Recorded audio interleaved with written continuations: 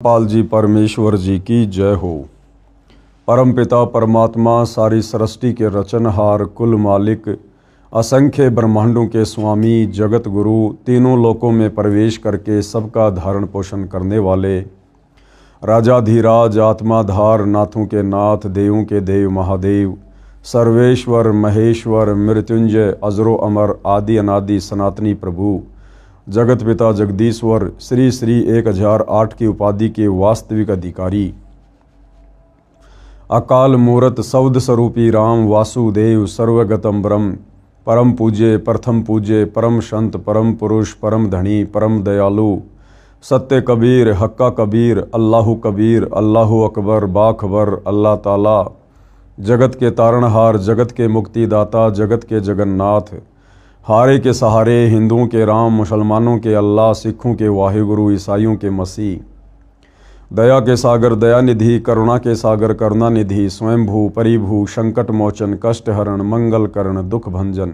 अविगत कबीर, निर्विकार निर्विषम परमात्मा, अलय अलेख सतगुरु, आदि अनादि सतगुरु, असली मर्यादा पुरुषोत्तम, असली राम, असली कृष्ण, असली घनश्याम, असली मुरारी, राजाओं के राजा, महाराजाओं के महाराजा, शहंशाहों के शहंशाह, सम्राटों के सम्राट, भगवानों के भगवान, अल्लाहों के अल्लाह, प्रभुओं के प्रभु, मसीहाओं के मसीह, सच्चे वाहिगुरु, बाबाओं के बाबा, पीरों के पीर, सेठों के सेठ, जगत सेठ, सावलसा सेठ, सर्वगुण संपन्न, अनंत कोटि कलाओं के स्वामी, अनंत कोटि ब्रह्मांडों के नायक, योगियों में महायोगी, ध्यानियों में महाध्यानी, सिद्धों में परम सिद्ध, ज्ञानियों में तत्वज्ञानी, ब्रह्म ज्ञानी, महाज्ञानी, परम ज्ञानी, सर्वश्रेष्ठ ज्ञानी, विज्ञानी, युवा कबीर, समरथ कबीर, असमवात, अमित ओझा, सच्चे रहनुमा, करीम अल्लाह, सुभान अल्लाह, दुनिया के अंतिम पैगंबर, 8 सितंबर 1951 से गांव धनाना, जिला सोनीपत, हरियाणा, भारतवर्ष की पावन भूमि पे प्रकट रियल कल की भगवान श्री नारायण साकार हरि, श्री बाबा साहेब नूर अनंत परमात्मा, सच्चे दरवेश, सच्चे बाखबर, संत शिरोमणि सतगुरु रामपाल जी परमेश्वर जी के चरण कमल में साध संगति से जुड़े हुए देश विदेश से आप और हम सभी सत्सेवक भाई बहनों का अनंत कोटि दंडवत प्रणाम। सत्साई भाई और बहनों, बहुत बड़ी दया, बहुत बड़ी मेहर पूज्य गुरुदेव भगवान की, परमेश्वर रामपाल जी की, जिनके शुभ आशीर्वाद से, विशेष आशीर्वाद से, उन्हीं के पवित्र कर कमलों से लिखित पवित्र पुस्तक हिंदू साहिबान नहीं समझे गीता वेद पुराण, इस पुस्तक के ऊपर वीडियो बनाने की श्रृंखला जारी है। इसी श्रृंखला में आज हमारा ये 5वें नंबर का वीडियो है। भाई और बहनों, प्रत्येक वीडियो में हिंदू समाज से जुड़े भाई बहनों को बहुत ही अच्छी और गहरी गहरी शिक्षाएं मिल रही हैं। पिछले वीडियो में हमने इस पवित्र पुस्तक से पढ़ा कि हिंदू धर्म के पवित्र हिंदू सदग्रंथ भक्ति और भगवान के विषय में, अध्यात्म के विषय में क्या कह रहे हैं, और पवित्र हिंदू समाज उन शास्त्रों के विरुद्ध कैसी कैसी पाखंड मत वाली साधनाएं कर रहा है। आज के इस वीडियो में हम देखेंगे कि पवित्र हिंदू ग्रंथ क्या कह रहे हैं और हिंदू धर्म के जो धर्म गुरु हैं वो उन धर्मशास्त्रों के विपरीत कैसे कैसे उनका अनुवाद कर रहे हैं, कैसी कैसी पाखंड मत वाली आदि अधूरी मनमानी साधना समाज में परोस रहे हैं। तो भाई और बहनों, पूज्य गुरुदेव जी के आशीर्वाद से हम आगे बढ़ते हैं। पवित्र हिंदू धर्म गुरु नहीं समझे गीता निर्मल ज्ञान, यानी हिंदू धर्म के धर्म गुरु, चाहे आचार्य हों, शंकराचार्य हों, चाहे आदि शंकराचार्य रहे हों, कोई भी हिंदू धर्म के सदग्रंथों को नहीं समझ पाया। पूज्य गुरुदेव भगवान हमें क्या बताना चाहते हैं, क्या समझाना चाहते हैं, ध्यान से देखिएगा। पेश है एक झलक गुरुओं के अनुवाद की, यानी हिंदू धर्म के धर्म गुरुओं ने जिस प्रकार से गीता जी के श्लोकों का अनुवाद किया है वो कितना सही है, कितना गलत है, किस प्रकार से किया है। अन्य प्रमाण, गीता अध्याय 10 श्लोक 3, कृपया पढ़ें फोटोकॉपी गीता अध्याय 10 श्लोक 3 की, जो गीता प्रेस गोरखपुर से प्रकाशित व मुद्रित है, जिसके अनुवादक श्री जय दयाल गोविंदका जी हैं। यानी भाइयों और बहनों, विशेषकर हिंदू समाज में गीता प्रेस गोरखपुर से प्रकाशित जितनी भी धार्मिक पुस्तकें हैं, पुराण हैं, गीता जी हैं, वेद हैं, हर हिंदू को मान्य है। और विशेषकर जय दयाल गोविंदका जी ने जिस गीता प्रेस गोरखपुर से प्रकाशित गीता जी का अनुवाद किया है, वो तो निसंदेह समस्त हिंदू समाज को मान्य है। तो देखिएगा किस प्रकार से गीता के अनुवादकों ने गीता के श्लोकों का उल्टा अर्थ किया है। ये श्लोक आपकी आंखों के सामने है। गीता जी अध्याय 10 श्लोक 3 की फोटोकॉपी है ये माम अजम अनादिम च वेति लोक महेश्वरम अश्मूढ़ स मृतेषु सर्व पापे प्रमुचते। इधर संस्कृत है और इधर अनुवादकों ने हिंदी में अनुवाद किया है। जो मुझको अजन्मा अर्थात वास्तव में जन्म रहित अनादि और लोकों का महान ईश्वर तत्व से जानता है, वह मनुष्यों में भगवान पुरुष, ज्ञानवान पुरुष संपूर्ण पापों से मुक्त हो जाता है। यह अनुवाद किया है भाइयों और बहनों हिंदू धर्म के अनुवादकों ने गीता जी का। ये गीता अध्याय 10 श्लोक नंबर 3 की फोटोकॉपी है, जिसमें अनुवादक के द्वारा गीता ज्ञान देने वाले ब्रह्म को अजन्मा अनादि कभी ना मरने वाला नाशवान भगवान कहकर संबोधित किया गया है। जबकि इसी अनुवादक ने जय दयाल गोविंदका ने जस्ट एक श्लोक पीछे, यानी ये जो फोटोकॉपी है जिसमें गीता ज्ञान देने वाले ब्रह्म को अजन्मा, जन्म रहित, अनादि और सभी लोगों का महान ईश्वर कहकर व्याख्या की गई है, इसी जय दयाल गोविंदका ने गीता जी अध्याय 10 श्लोक नंबर 2 में खुद अपने कर कमल से अनुवाद किया है कि गीता ज्ञान देने वाला नाशवान भगवान है। गीता ज्ञान देने वाले की जन्म और मृत्यु होती है। वो खुद स्वीकार कर रहा है कि अर्जुन, मेरे और तेरे बहुत से जन्म हो चुके हैं, तू नहीं जानता, मैं जानता हूं। और मेरी उत्पत्ति को ये देवता लोग, ये ऋषिगण लोग नहीं जानते, क्योंकि ये सभी मेरे से उत्पन्न हैं। तो गीता अध्याय नंबर 10 के श्लोक नंबर 2 में तो जय दयाल गोविंदका जी ने, जिन्होंने गीता के श्लोकों का अनुवाद किया है, उन्होंने गीता ज्ञान देने वाले इस ब्रह्म को नाशवान साबित किया है। और जस्ट एक श्लोक आगे गीता अध्याय 10 श्लोक नंबर 3 आपकी आंखों के सामने है। उसी अनुवादक ने गीता ज्ञान देने वाले ब्रह्म को यहां पर अजन्मा, जिसका कभी जन्म नहीं होता, वास्तव में जन्म रहित, अनादि यानी जो सबसे पहले वाला है, और लोकों का महान ईश्वर इस प्रकार से संबोधित कर दिया। तो भाइयों और बहनों, इन गीता के ज्ञान देने वालों की बुद्धि काल में इस ब्रह्म ने स्लिप कर रखी है। तत्व ज्ञान के अभाव में ये लोग एक श्लोक पहले क्या लिख रहे हैं और अगले श्लोक में फिर बिल्कुल उल्टा अनुवाद कर रहे हैं, जिस कारण से पूरा हिंदू समाज बेचारा भ्रमित होकर बैठा है भक्ति और भगवान के नाम पर। ये श्लोक आपकी आंखों के सामने है। गीता ज्ञान देने वाले को, ब्रह्म को, ब्रह्मा विष्णु महेश के पिता को, दुर्गा के पति को यहां पर अजन्मा, वास्तव में जन्म रहित, अनादि और लोकों का महान ईश्वर जो इस प्रकार तत्व से जानता है, वह मनुष्यों में ज्ञानवान पुरुष संपूर्ण पापों से मुक्त हो जाता है। आगे देखिएगा, विशेष विवेचन अब पूज्य गुरुदेव भगवान बता रहे हैं कि भाई ध्यान दो, गीता अध्याय 10 श्लोक 3 का अनुवाद गलत किया है। जो अनुवाद अभी हमने पढ़ा है, पूज्य गुरुदेव भगवान कह रहे हैं कि गीता के श्लोकों का अनुवाद करने वालों ने इस श्लोक का अनुवाद गलत किया है, जिसमें लिखा है कि गीता ज्ञान देने वाले ने कहा, जो मुझको अजन्मा, अनादि और लोकों का महान ईश्वर तत्व से जानता है, वह मनुष्यों में ज्ञानवान पुरुष संपूर्ण पापों से मुक्त हो जाता है। अनुवाद समाप्त। महा आश्चर्य। अब क्या कह रहे हैं पूज्य गुरुदेव भगवान की पुण्यात्माओं, विचार करो। महा आश्चर्य कैसे? गीता अध्याय 10 श्लोक 2 में गीता ज्ञान दाता ने कहा है कि मेरी उत्पत्ति हुई है, गीता अध्याय 10 श्लोक 2 में तो खुद गीता का ज्ञान देने वाला भगवान ये ब्रह्म कह रहा है कि अर्जुन मेरी तो उत्पत्ति हुई है, यानी मेरा तो जन्म हुआ है, और जिसका जन्म होता है उसकी मृत्यु भी होती है।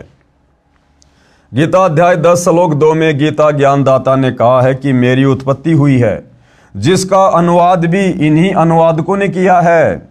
फिर श्लोक 3 में तुरंत ये कहे कि मैं अजन्मा हूं, यानी अध्याय 10 के श्लोक नंबर 2 में तो गीता ज्ञान देने वाला कह रहा है कि मेरी तो उत्पत्ति हुई है, मेरा तो जन्म हुआ है, मैं नाशवान हूं, और जस्ट अगले श्लोक में कहे कि मैं तो अजन्मा हूं, तो ये बात कैसे गले उतरेगी भाई। तो इन अनुवादकों ने भी जरा सा विचार नहीं किया भाई और बहनों, और जैसा इनकी बुद्धि ने काम किया उस हिसाब से गीता के श्लोकों को ना समझकर अपने बुद्धि स्तर से काल प्रेरणा से उनका अनुवाद करके समाज में पेश कर दिया, और भोले भाले समाज ने इस आधे अधूरे ज्ञान को स्वीकार भी कर लिया। ध्यान से पढ़िएगा, गीता अध्याय 10 श्लोक 2 में गीता ज्ञानदाता ने कहा है कि मेरी उत्पत्ति हुई है, जिसका अनुवाद भी इन्हीं अनुवादकों ने किया है। फिर श्लोक 3 में तुरंत ये कहे कि मैं अजन्मा हूं, तो ये मूर्खता कही जा सकती है। परंतु गीता ज्ञानदाता ऐसी गलती नहीं कर सकता। क्या कह रहे हैं गुरुदेव भगवान कि ये गलती गीता ज्ञानदाता की नहीं है, ये गलती अनुवादकों की है, जो गीता को अच्छे से समझ नहीं पाए और गीता के श्लोकों का गलत अनुवाद कर दिया। परंतु गीता ज्ञानदाता ऐसी गलती नहीं कर सकता। ये 21 ब्रह्मांडों का मालिक है। कौन? ये ब्रह्मा विष्णु महेश का पिता, दुर्गा का पति, ब्रह्म काल। परंतु ये नाशवान है। ये गलती अनुवादकों की है, जो अपनी बुद्धि से काम न लेकर लोक वेद को ही आधार बनाकर अर्थ करते हैं। गीता अध्याय 10 श्लोक 3 का यथार्थ अनुवाद इस प्रकार है। अब पूज्य गुरुदेव भगवान सतगुरु रामपाल जी इस श्लोक का यथार्थ अनुवाद करके हमें समझा रहे हैं कि गीता ज्ञान देता काल ब्रह्म अध्याय 10 श्लोक 3 में क्या कहना चाहता है। जो माम यानी मुझको, जो मुझको, किसको? ये ब्रह्म कह रहा है, ये काल कह रहा है, गीता का ज्ञान देने वाला, जो मुझको और अजन्मा यानी वास्तव में जन्म रहित है, अनादिम, अनादिम यानी जिसकी आदि न हो, अर्थात जो सदा से है, लोक महेश्वरम, सब लोकों के महान ईश्वर यानी परम अक्षर ब्रह्म को जानता है, वह मनुष्यों में ज्ञानवान पुरुष संपूर्ण पापों से मुक्त हो जाता है। इस श्लोक का वास्तविक अर्थ तो ये है, गीता ज्ञानदाता कह रहा है कि जो इस गीता जी को पढ़कर मेरी स्थिति के बारे में जान लेता है कि मैं तो ब्रह्म हूं और ब्रह्मलोक में रहता हूं, मेरी साधना का ओम मंत्र है, मेरा जन्म होता है, मेरी मृत्यु होती है, मेरे ब्रह्मलोक में गए हुए प्राणी भी लौटकर वापस संसार में आते हैं, उनकी पूर्ण मुक्ति नहीं होती। तो कहते हैं जो मुझे जान जाता है और साथ में उस अनादि अजन्मा सभी लोकों के महान ईश्वर परम अक्षर ब्रह्म को जान जाता है, वो व्यक्ति संपूर्ण पापों से मुक्त हो जाता है, वो ज्ञानी पुरुष कहलाता है, और वो तत्वदर्शी संत की शरण में जाकर उस अजन्मा अनादि परम अक्षर ब्रह्म की भक्ति करके सदा सदा के लिए मुक्ति प्राप्त कर लेता है। इसका वास्तविक अर्थ तो ये है, जो माम यानी मुझको और अजम यानी अजन्मा यानी वास्तव में जन्म रहित, अनादिम, अनादिम का अर्थ है अनादि यानी जिसकी आदि न हो, अर्थात जो सदा से है, लोक महेश्वरम अर्थात सब लोकों के महान ईश्वर यानी परम अक्षर ब्रह्म को जानता है, वह मनुष्यों में अश्मूढ़ है यानी ज्ञानवान पुरुष, सर्व पाप यानी संपूर्ण पापों से मुक्त हो जाता है। जिस प्रकार सतगुरु रामपाल जी परमेश्वर जी के पंथ में उनके अनुयायियों ने उनके द्वारा किए गए सत्संगों को सुनकर, उनके द्वारा लिखी पुस्तकों को पढ़कर जो गीता जी का अनुवाद किया गया है, जो वेदों के श्लोकों का अनुवाद किया गया है, उसको पढ़कर समझकर सतगुरु रामपाल जी के हम समस्त फॉलोवर ने, हमने गीता ज्ञान देने वाले इस ब्रह्म की, ब्रह्मा विष्णु महेश के पिता की, दुर्गा के पति की वास्तविक स्थिति को भी जान लिया है, पहचान लिया है कि ये ब्रह्म क्या है, कहाँ रहता है, ये जन्मता भी है, मरता भी है, इसकी भक्ति से मुक्ति नहीं है। और साथ में गुरुदेव ने हमें परम अक्षर ब्रह्म सत्य पुरुष कबीर देव की स्थिति से भी परिचित करवा दिया और उस शाश्वत स्थानम सतलोक के बारे में भी जानकारी दे दी। तो गीता ज्ञान देने वाला ब्रह्म अध्याय 10 श्लोक 3 में यही समझाना चाहता है कि अर्जुन, जो मेरी स्थिति से परिचित हो जाता है और जो उस अजन्मा अनादि परम अक्षर ब्रह्म की स्थिति से भली भांति परिचित हो जाता है, वो प्राणी फिर सत भक्ति करके समस्त पापों से मुक्त हो जाता है, अपनी मुक्ति का रास्ता बना लेता है। इसका वास्तविक अर्थ ये है, जबकि गीता जी के अनुवादकों ने यहाँ पर ब्रह्म को ही, गीता ज्ञान देने वाले नाशवान भगवान ब्रह्म को ही अजन्मा अनादि सभी लोगों का भगवान कहकर प्रस्तुत किया है, जो कि गलत है। अर्थात जो मुझको तथा अजन्मा को, अजन्मा कौन? जिसको कभी जन्म ही ना हुआ हो, जो स्वयंभू परमात्मा है, परम अक्षर ब्रह्म सत्य पुरुष कबीर देव, तथा अजन्मा को यानी परम अक्षर ब्रह्म को, जो वास्तव में जन्म रहित को, अनादि को यानी जो सदा से है, उस सब लोगों के महान ईश्वर यानी कुल के मालिक को तत्व से जानता है, वह मनुष्यों में ज्ञानवान पुरुष यानी तत्वदर्शी संत संपूर्ण पापों से मुक्त हो जाता है। आगे गुरुदेव कह रहे हैं ध्यान देने योग्य बातें। कौन सी बातें हैं जो ध्यान देने योग्य हैं? गीता का ज्ञान बोलने वाले ने इसी गीता अध्याय 10 श्लोक 2 में कहा है कि मेरी उत्पत्ति को यानी मेरे जन्म को, यानी जन्म को न देवता लोग जानते हैं न महर्षि जन ही जानते हैं, क्योंकि मैं सब प्रकार से देवताओं और महर्षियों का आदि कारण हूँ। यानी ये ब्रह्म कह रहा है कि मेरी उत्पत्ति को, मेरे जन्म को ये देवता लोग और ये महर्षि जन नहीं जानते, क्योंकि ये सब तो मेरे से उत्पन्न हुए हैं और बेटा कभी भी अपने बाप की उत्पत्ति नहीं बता सकता।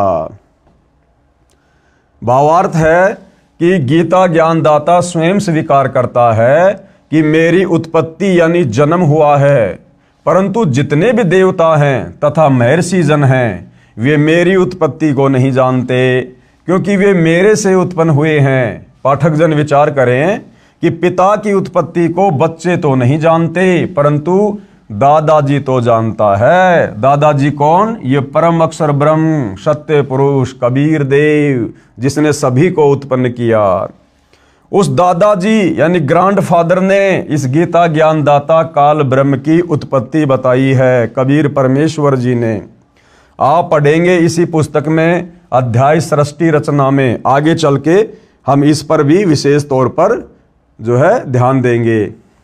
मेरे यानी लेखक के, कौन? सतगुरु रामपाल जी के मेरे गीता अध्याय 10 श्लोक 3 के अनुवाद का समर्थन गीता अध्याय 10 श्लोक 2 के साथ साथ गीता अध्याय 2 श्लोक 12, गीता अध्याय 4 श्लोक 5 में भी है, जिनमें गीता ज्ञान बताने वाले ने कहा है कि हे अर्जुन, तेरे और मेरे बहुत जन्म हो चुके हैं, उन सबको तू नहीं जानता, मैं जानता हूं। गीता अध्याय 4 श्लोक 5। आगे, हे अर्जुन, मैं, तू और ये राजा लोग पहले भी जन्मे थे, आगे भी जन्मेंगे। गीता अध्याय 2 श्लोक 12, अर्थात ये सारे के सारे जन्म और मृत्यु में हैं। कृपया देखिए इसी पुस्तक के पेज नंबर 25 पर फोटोकॉपी गीता अध्याय 10 श्लोक 2, गीता अध्याय 4 श्लोक 5, गीता अध्याय 2 श्लोक 12 की, जिनके अनुवादक श्री जयदयाल गोविंदका जी ही हैं तथा प्रकाशक व मुद्रक भी गीता प्रेस गोरखपुरी है, जो दास ने आपको पहले इसी पुस्तक में जब वीडियो बन रहे थे उसमें आपको दिखाया था। गीता अध्याय 4 का श्लोक 5 में गीता बोलने वाले ने स्पष्ट कहा है कि हे परंतप अर्जुन, मेरे और तेरे बहुत जन्म हो चुके हैं, उन सबको तू नहीं जानता, मैं जानता हूं। अर्थात गीता ज्ञान देने वाला नाशवान है, इसके भी जन्म और मृत्यु होती है। विवेचन, उपरोक्त तीनों श्लोकों से स्पष्ट हो गया है कि गीता ज्ञानदाता आपका श्री कृष्ण उर्फ श्री विष्णु नाशवान है। यानी आम हिंदू समाज गीता का ज्ञान देने वाला श्री कृष्ण जी को मानता है, तो श्री कृष्ण जी कहो चाहे श्री विष्णु जी कहो, क्योंकि विष्णु जी के अवतार श्री कृष्ण जी थे। तो हिंदू समाज इस बात पर विचार करे कि आप जिस गीता ज्ञान देने वाले को भगवान मानकर, अविनाशी मानकर पूज रहे थे, ये पवित्र गीता साबित कर रही है कि गीता ज्ञान देने वाला भगवान ये ब्रह्म अविनाशी नहीं है, ये तो जन्म और मृत्यु में है। और जिसकी स्वयं की जन्म और मृत्यु होती है, भला उसकी भक्ति करके साधक कभी भी अपना जन्म और मृत्यु का दीर्घ रोग नष्ट नहीं करवा सकता है। आपका श्री कृष्ण और श्री विष्णु नाशवान है, उसकी जन्म मृत्यु होती है। अन्य प्रमाण देखो जो स्पष्ट करते हैं कि हिंदू धर्मगुरु नहीं समझे गीता का निर्मल ज्ञान। अविनाशी परमात्मा गीता बोलने वाले से अन्य है। अब क्या स्पष्ट करने जा रहे हैं पूज्य गुरुदेव भगवान इसी पवित्र गीता जी से, जो कि हिंदुओं का सर्वमान्य ग्रंथ है, कि वो अविनाशी परमात्मा, अजन्मा अनादि परमात्मा, जिसने सारी सृष्टि को रचा है, परम अक्षर ब्रह्म, सत्य पुरुष, कबीर देव, वो अविनाशी परमात्मा गीता का ज्ञान देने वाले इस नाशवान ब्रह्म से अलग है। अविनाशी परमात्मा गीता बोलने वाले से अन्य है। प्रमाण, अविनाशी परमात्मा तो गीता ज्ञान दाता यानी आपके श्री कृष्ण जी उर्फ श्री विष्णु जी से अन्य है, जो सर्व प्राणियों की उत्पत्ति करता है, यानी जिससे ये जगत व्याप्त है। यानी जिस अविनाशी परमात्मा ने, परम अक्षर ब्रह्म ने सारी सृष्टि को रचा है, वो तो गीता का ज्ञान देने वाले इस ब्रह्म से अलग है, जो सबका धारण पोषण करने वाला है। गीता ज्ञानदाता ने अर्जुन को उसकी शरण में जाने के लिए कहा है, अध्याय 18 श्लोक नंबर 62 में, कि तू सर्वभाव से उस परमेश्वर की शरण में जा। गीता ज्ञानदाता ने अर्जुन को उसकी शरण में जाने के लिए कहा है कि यदि अर्जुन तू जन्म मरण तथा जरा यानी बुढ़ापा, वृद्धावस्था से पूर्ण रूप से छुटकारा चाहता है, शाश्वत स्थान यानी अमर लोक यानी सतलोक प्राप्त करना चाहता है, तथा परम शांति चाहता है, तो मेरे से अन्य उस परमेश्वर, कौन से परमेश्वर की? परम अक्षर ब्रह्म की शरण में जा, जो गीता अध्याय नंबर 15 श्लोक नंबर 17 में कहा कि उत्तम पुरुष है तू अन्य, यानी वो सर्वश्रेष्ठ परमात्मा तो वो तीसरे नंबर का है, जो सतलोक में रहता है। प्रमाण के लिए पेश है गीता अध्याय 2 श्लोक 17। प्रमाण के लिए पेश है गीता अध्याय 2 श्लोक 17, गीता अध्याय 15 श्लोक 17, गीता अध्याय 18 श्लोक 46, 61 तथा 62। गीता अध्याय 2 श्लोक 17 में, अब ये गीता अध्याय 2 श्लोक नंबर 17 में क्या कहा गया है? गीता ज्ञान दाता ने, यानी गीता का ज्ञान देने वाले इस ब्रह्म ने, नाशवान भगवान ने अपने से अन्य अविनाशी परमेश्वर के विषय में कहा है। अविनाशी परमेश्वर कौन? जो कभी भी जन्म और मृत्यु में नहीं आता, कि नाश रहित यानी अविनाशी तो उसको जान जिससे ये संपूर्ण जगत व्याप्त है, यानी जिसने सारी सृष्टि को रचा है। इस अविनाशी का विनाश करने में यानी उसको मारने में कोई भी समर्थ नहीं है। पेश है फोटोकॉपी गीता अध्याय 2 श्लोक नंबर 17 की। अपनी आंखों से देखिए भाई और बहनों, कितना क्लियर किया गया है इस पवित्र ग्रंथ गीता में। अविनाशी तू तत् विधि येन सर्वम इदम ततम विनाशम अव्यस्य अस्य न कश्चित कृत्युम अहर्ति। एक तरफ संस्कृत है, बिल्कुल बराबर में हिंदी में अनुवाद है। अब गीता ज्ञान देने वाला ये ब्रह्म, ये नाशवान भगवान अपने से अन्य उस अविनाशी परम अक्षर ब्रह्म के विषय में अर्जुन को क्या कह रहा है? नाश रहित यानी जिसका कभी विनाश नहीं होता, नाश रहित तो तू उसको जान जिससे यह संपूर्ण दृश्य वर्ग यानी संपूर्ण जगत व्याप्त है। इस अविनाशी का विनाश करने में कोई भी समर्थ नहीं है। अपने से अन्य भगवान को गीता का ज्ञान देने वाला ब्रह्म अविनाशी कह रहा है, अजन्मा कह रहा है कि उसका नाश करने में कोई भी समर्थ नहीं है। अर्थात ये गीता का ज्ञान देने वाला ब्रह्म स्वयं अविनाशी नहीं है, इसका नाश होता है, इसका जन्म होता है, इसकी मृत्यु होती है। ये सुप्रीम गॉड नहीं है गीता का ज्ञान देने वाला। यही प्रमाण गीता अध्याय 18 श्लोक 46 में भी है। इसमें भी गीता ज्ञान दाता ने यानी ब्रह्म ने अपने से अन्य परमेश्वर के विषय में कहा है, परम अक्षर ब्रह्म के विषय में, कि जिस परमेश्वर से संपूर्ण प्राणियों की उत्पत्ति हुई है और जिससे ये समस्त जगत व्याप्त है, उस परमेश्वर की अपने स्वाभाविक कर्मों द्वारा पूजा करके मनुष्य परम सिद्धि को प्राप्त हो जाता है। यहां भी गीता बोलने वाले ने अपने से अन्य परमेश्वर के विषय में कहा है। आगे देखिए भाई और बहनों, पेश है गीता अध्याय 18 श्लोक 46 की फोटोकॉपी। ये संस्कृत में श्लोक आप जी की आंखों के सामने है, पढ़ सकते हैं, देख सकते हैं। जिस परमेश्वर से संपूर्ण प्राणियों की उत्पत्ति हुई है, कौन कह रहा है? गीता का ज्ञान देने वाला ब्रह्म।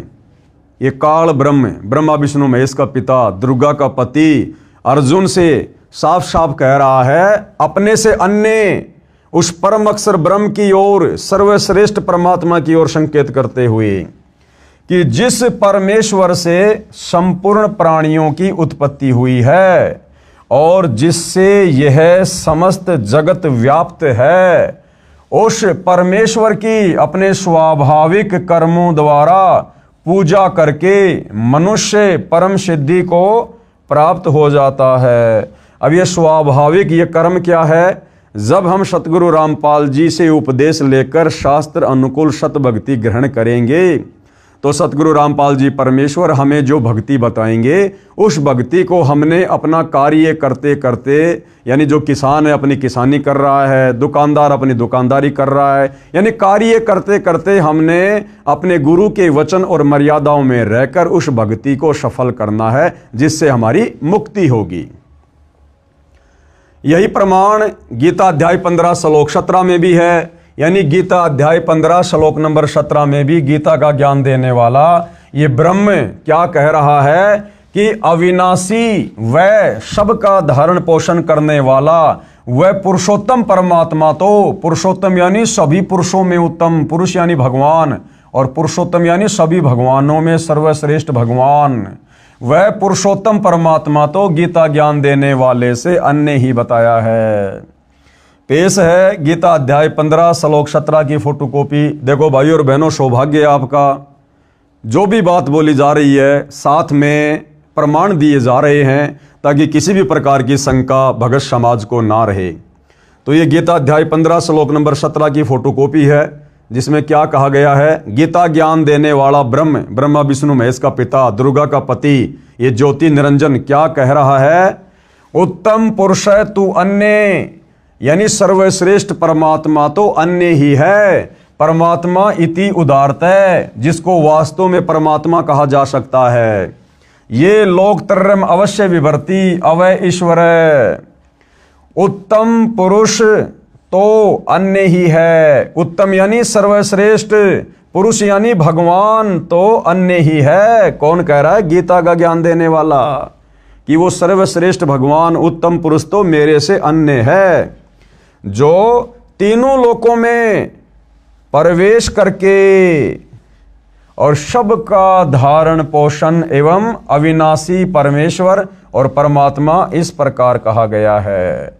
क्लियर कर दिया गीता अध्याय 15 श्लोक नंबर 17 में गीता का ज्ञान देने वाले ब्रह्म ने कि अर्जुन, मैं सर्वश्रेष्ठ परमात्मा नहीं हूं, मैं अविनाशी परमात्मा नहीं हूं, मेरी तो जन्म और मृत्यु होती है, मेरी भक्ति से पूर्ण मुक्ति नहीं हो सकती है, मेरी भक्ति करने वाले प्राणी 84 लाख योनियों में जाकर कष्ट भोगने से नहीं बच सकते, मेरी भक्ति करने वाले साधक नरक भोगने से नहीं बच सकते। यदि तूने इन सभी दुखों से छुटकारा चाहिए, पूर्ण मुक्ति चाहिए, शाश्वत स्थानम सतलोक चाहिए, तो आपने मेरे से अन्य उस उत्तम पुरुष की भक्ति करनी पड़ेगी, परम अक्षर ब्रह्म की भक्ति करनी पड़ेगी, जिसकी जानकारी गीता अध्याय 4 श्लोक नंबर 34 में बताया कि तू तत्वदर्शी संत की खोज कर। तो भाई और बहनों, बड़े सौभाग्य से वो तत्वदर्शी संत वर्तमान में धरती पर सतगुरु रामपाल जी हैं, जिनके पास में संपूर्ण यथार्थ आध्यात्मिक ज्ञान है, पूर्ण मुक्ति का पूर्ण मार्ग है। गीता अध्याय 18 श्लोक 61 में भी, गीता अध्याय 18 श्लोक 61 में भी गीता ज्ञानदाता ने अपने से अन्य परमेश्वर के विषय में कहा है। 18वें अध्याय के 61वें श्लोक में भी गीता का ज्ञान देने वाले ब्रह्म ने, इस ज्योति निरंजन ने, काल ब्रह्म ने, दुर्गा के पति ने, ब्रह्मा विष्णु महेश के पिता ने अपने से अन्य उस सर्वश्रेष्ठ परमात्मा की ओर इशारा किया है। गीता अध्याय 18 श्लोक 61 में भी गीता ज्ञानदाता ने अपने से अन्य परमेश्वर के विषय में कहा है कि हे अर्जुन, शरीर रूप यंत्र में आरूढ़ हुए संपूर्ण प्राणियों को अंतर्यामी परमेश्वर अपनी माया यानी शक्ति से उनके कर्मों के अनुसार भ्रमण करवाता हुआ सब प्राणियों के हृदय में स्थित है। इसमें गीता ज्ञानदाता ने अपने से अन्य अंतर्यामी परमेश्वर का ज्ञान करवाया है, जो सबके हृदय रूपी गुफा में बैठा हुआ है और जिसकी शक्ति से सभी प्राणी चल रहे हैं और जो कर्मों के अनुसार सभी को फल देता है। अपने से अन्य परमेश्वर के विषय में जानकारी दे रहा है। पेश है फोटोकॉपी गीता अध्याय 18 श्लोक 61 की। ये श्लोक है भाइयों और बहनों आपकी आंखों के सामने। इसका अनुवाद पूज्य गुरुदेव भगवान ने यहां किया है। हे अर्जुन, शरीर रूप यंत्र में आरूढ़ हुए संपूर्ण प्राणियों को अंतर्यामी परमेश्वर अपनी माया से उनके कर्मों के अनुसार भ्रमण कराता हुआ सब प्राणियों के हृदय में स्थित है। ये अनुवाद सतगुरु रामपाल जी ने नहीं किया, ये अनुवाद गीता के अनुवादकों ने किया है, जय दयाल गोविंदका जी ने किया है। और ये अनुवाद स्पष्ट रूप से संकेत कर रहा है, यानी गीता का ज्ञान देने वाला भगवान अपने से अन्य किसी और अंतर्यामी परमेश्वर की तरफ संकेत कर रहा है कि जो सर्व प्राणियों को अपनी शक्ति से चलाता है और सभी प्राणियों को कर्मों के अनुसार फल देता है। तो भाइयों और बहनों, जब तक हम गीता ज्ञानदाता से अन्य उस उत्तम पुरुष की शरण में नहीं जाएंगे, उसकी सतभक्ति नहीं करेंगे, तत्वदर्शी संत से लेकर आप और हमारी मुक्ति कभी नहीं हो सकती। हम कभी भी जन्म और मरण के झंझट से बाहर नहीं निकल सकते। अब पेश है प्रमाण, जिसमें गीता ज्ञानदाता ने गीता अध्याय 18 के श्लोक 62 में भी अपने से अन्य परमेश्वर की शरण में जाने की राय दी है। कहा है कि हे भारत, तू सब प्रकार से उस परमेश्वर की शरण में जा जिसके विषय में ऊपर कहा है। उस परमात्मा की कृपा से ही तू परम शांति को तथा सनातन परम धाम यानी अमर लोक सतलोक को प्राप्त होगा, यानी सतलोक का कभी भी विनाश नहीं होता। वह परमेश्वर कौन है, उसके विषय में गीता ज्ञान बोलने वाले ने गीता अध्याय 8 श्लोक 3 में बताया है कि वह परम अक्षर ब्रह्म है। क्या नाम है उसका? जिसकी शरण में जाने के बाद, जिसके सतलोक में जाने के बाद ये प्राणी फिर कभी जन्म और मृत्यु में नहीं आता, सदा सदा के लिए वहाँ पर सुख भोगता है। उस सतलोक में कोई दुख नहीं, कोई कष्ट नहीं, कोई लड़ाई झगड़ा नहीं, वहाँ कोई नरक नहीं है, 84 लाख योनियाँ नहीं हैं, वहाँ जीव की कभी मृत्यु नहीं होती है, वहाँ कभी बुढ़ापा नहीं है, वहाँ अखंड भंडारे हैं, सुख ही सुख हैं, सर्व वहाँ पर साधन मुफ्त में उपलब्ध हैं उस परम अक्षर ब्रह्म की रजा से, उसकी कृपा से। तो वहाँ जाने के बाद ही हमारे को परम शांति मिल सकती है, क्योंकि जब तक हम जन्मेंगे मरेंगे हम कभी भी परम शांति को प्राप्त नहीं हो सकते। जहाँ जन्म और मरण नहीं होगा वहीं जाकर हमें परम शांति मिलेगी, और वो परम शांति उस परम अक्षर ब्रह्म के सतलोक में है, सतलोक में। पेश है फोटोकॉपी गीता अध्याय 18 श्लोक 62 की। तम एवं शरणम गच्छ सर्वभावेन भारत, तत्प्रसादात् प्राम शांतिम स्थानम प्रापेसी शाश्वतम। हे भारत यानी हे अर्जुन, कौन कह रहा है? गीता का ज्ञान देने वाला भगवान। हे भारत, तू सब प्रकार से उस परमेश्वर की ही शरण में जा। सब प्रकार से यानी इस ब्रह्म की भक्ति भी छोड़ दे, देवी देवताओं की भक्ति भी छोड़ दे, ये दुनिया भर के पाखंड पूजा, ये कर्म कांड सब कुछ छोड़ दे। तुझे तत्वदर्शी संत जो शत भक्ति दे, जो मंत्र दे, जो धर्म यज्ञ की जानकारी दे, केवल तूने उसकी मर्यादा में रहकर उतना ही करना है, फिर तेरा मोक्ष निश्चित है। इसको कहते हैं सर्वभाव से, सब प्रकार से, तन मन धन से समर्पित होकर। हे भारत, सब प्रकार से उस परमेश्वर की ही शरण में जा, उस परमात्मा की कृपा से ही। अब देखो, गीता ज्ञान देने वाला अपने से अन्य किसी और परमात्मा की शरण में जाने के लिए कह रहा है। उस परमात्मा की कृपा से ही तू परम शांति को तथा सनातन परम धाम को, सनातन परम धाम यानी वो सबसे पहले वाला स्थान जो कभी भी विनाश में नहीं आता, जहां कभी कोई प्रलय नहीं होती, महाप्रलय नहीं होती है, जिसका कभी विनाश नहीं होता है। कहते हैं उस परमात्मा की कृपा से तू उस परम शांति को तथा सनातन परम धाम को प्राप्त होगा। तो भाइयों और बहनों, गीता जी बिल्कुल शब्दा शब्द क्लियर कर रही है कि गीता का ज्ञान देने वाला सर्वश्रेष्ठ परमात्मा नहीं है। गीता ज्ञान देने वाले की भक्ति करने से मुक्ति नहीं हो सकती है। पवित्र गीता जी के अनुवादकों की अज्ञानता का प्रमाण पेश है हिंदू धर्मगुरु साहिबानों की सरेआम अज्ञानता व शब्दों के अर्थों के अनर्थ का प्रमाण। यानी भाइयों और बहनों, तत्व ज्ञान के अभाव में गीता के अध्याय व श्लोकों का अनुवाद करने वाले अनुवादकों ने भी अपनी अज्ञानता पेश करने में कोई कमी नहीं छोड़ी है। गीता अध्याय 18 श्लोक 66। गीता जी के सब अनुवादकों ने गीता अध्याय 18 श्लोक 66 का गलत अनुवाद किया है। इस श्लोक 66 के मूल पाठ में वरज शब्द है। क्या शब्द है भाइयों और बहनों? ये वरज शब्द है, वरज, जिसका अर्थ आना किया है। गीता के सभी अनुवादकों ने गीता अध्याय 18 श्लोक नंबर 66 के श्लोक में वर्ज शब्द है, और वर्ज शब्द का असल में मतलब होता है जाना। जैसे अंग्रेजी में गो मानी जाना, इसी प्रकार ये संस्कृत का शब्द है वर्ज। वर्ज का मतलब होता जाना, लेकिन सभी गीता के अनुवादकों ने उस वर्ज का अर्थ किया है आना। जैसे गो का अर्थ कोई कर दे आना। ये सबसे बड़ी अज्ञानता है इन लोगों की। क्यों? क्योंकि इनकी नजरों में इस ब्रह्म से बढ़कर दूसरा कोई भगवान इनकी समझ में नहीं आया, तो इन्होंने अध्याय और श्लोक के इन शब्दों का अर्थ भी गलत कर दिया। गीता अध्याय 18 श्लोक 66 का अनुवाद गलत किया है। इस श्लोक 66 के मूल पाठ में वरज शब्द है, वरज, जिसका अर्थ आना किया है, जो गलत है।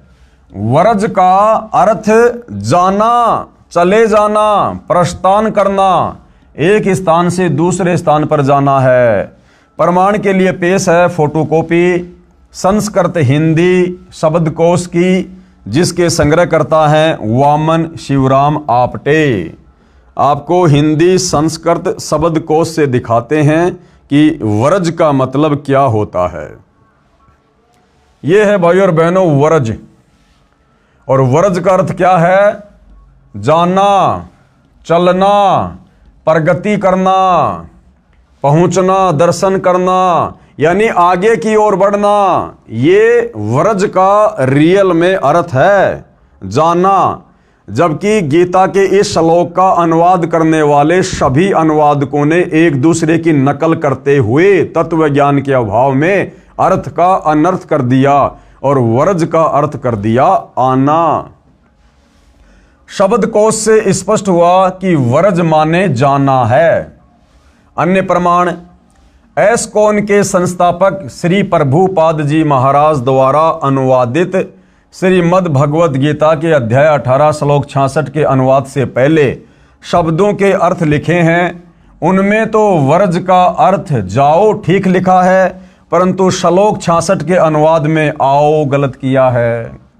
ये एस्कॉन के संस्थापक श्री प्रभुपाद जी जो भगवान को प्यारे हो चुके हैं, इन्होंने भी गीता का अनुवाद किया और गीता के इस श्लोक का 18वें अध्याय के 66वें श्लोक का अर्थ करते हुए उन्होंने शब्दकोश में तो लिख दिया वर्ज मतलब जाना, और जब 66वें श्लोक का अर्थ किया तो वहां कर दिया वर्ज का मतलब आना, बिल्कुल उल्टा।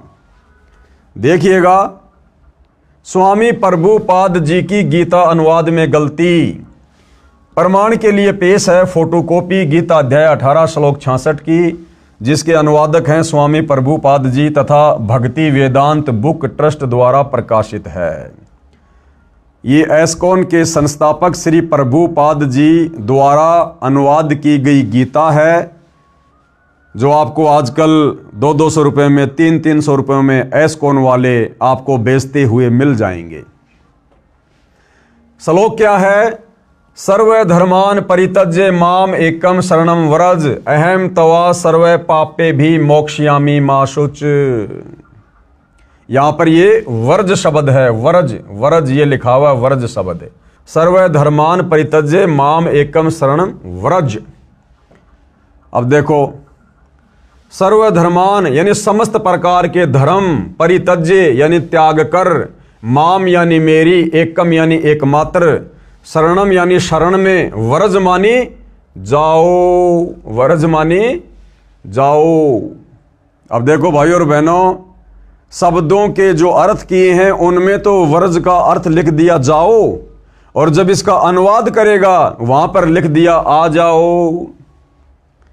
समस्त प्रकार के धर्मों का परित्याग करो और मेरी शरण में आओ। ये देखो, यहां तो व्रज का अर्थ कर दिया जाओ, बिल्कुल सही है, और श्लोक का अर्थ करते हुए व्रज का अर्थ कर दिया आओ। क्योंकि भाई और बहनों, इन समस्त गीता अनुवादकों की नजर में गीता ज्ञान देने वाले ब्रह्म से ऊपर दूसरा कोई भगवान इनको दिखाई नहीं दिया। तत्व ज्ञान के अभाव में इनकी ज्ञान वाली आंखें सर्वदा बंद पड़ी हुई थी, बंद।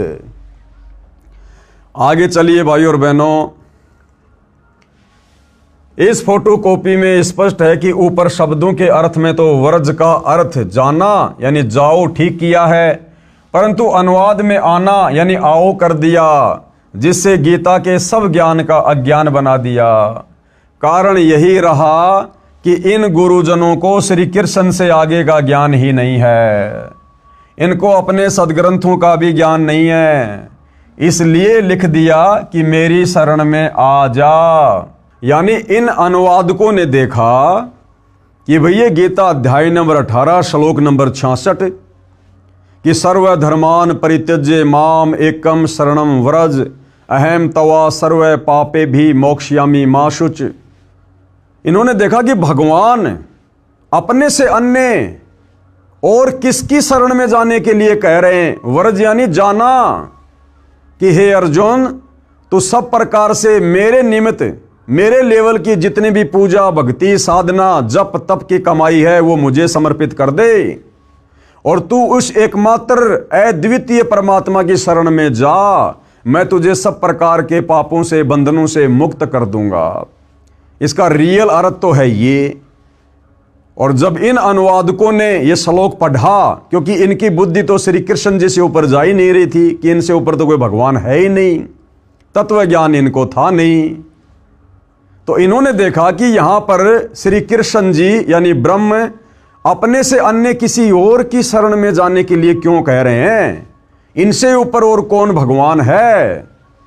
तो इनकी समझ में भाई और बहनों गीता के श्लोक नहीं आए, तो इन्होंने व्रज का मतलब कर दिया वापस आना, क्योंकि ये श्री कृष्ण जी से ऊपर किसी और को भगवान नहीं मानते थे, तो इन्होंने अर्थों का अनर्थ कर दिया।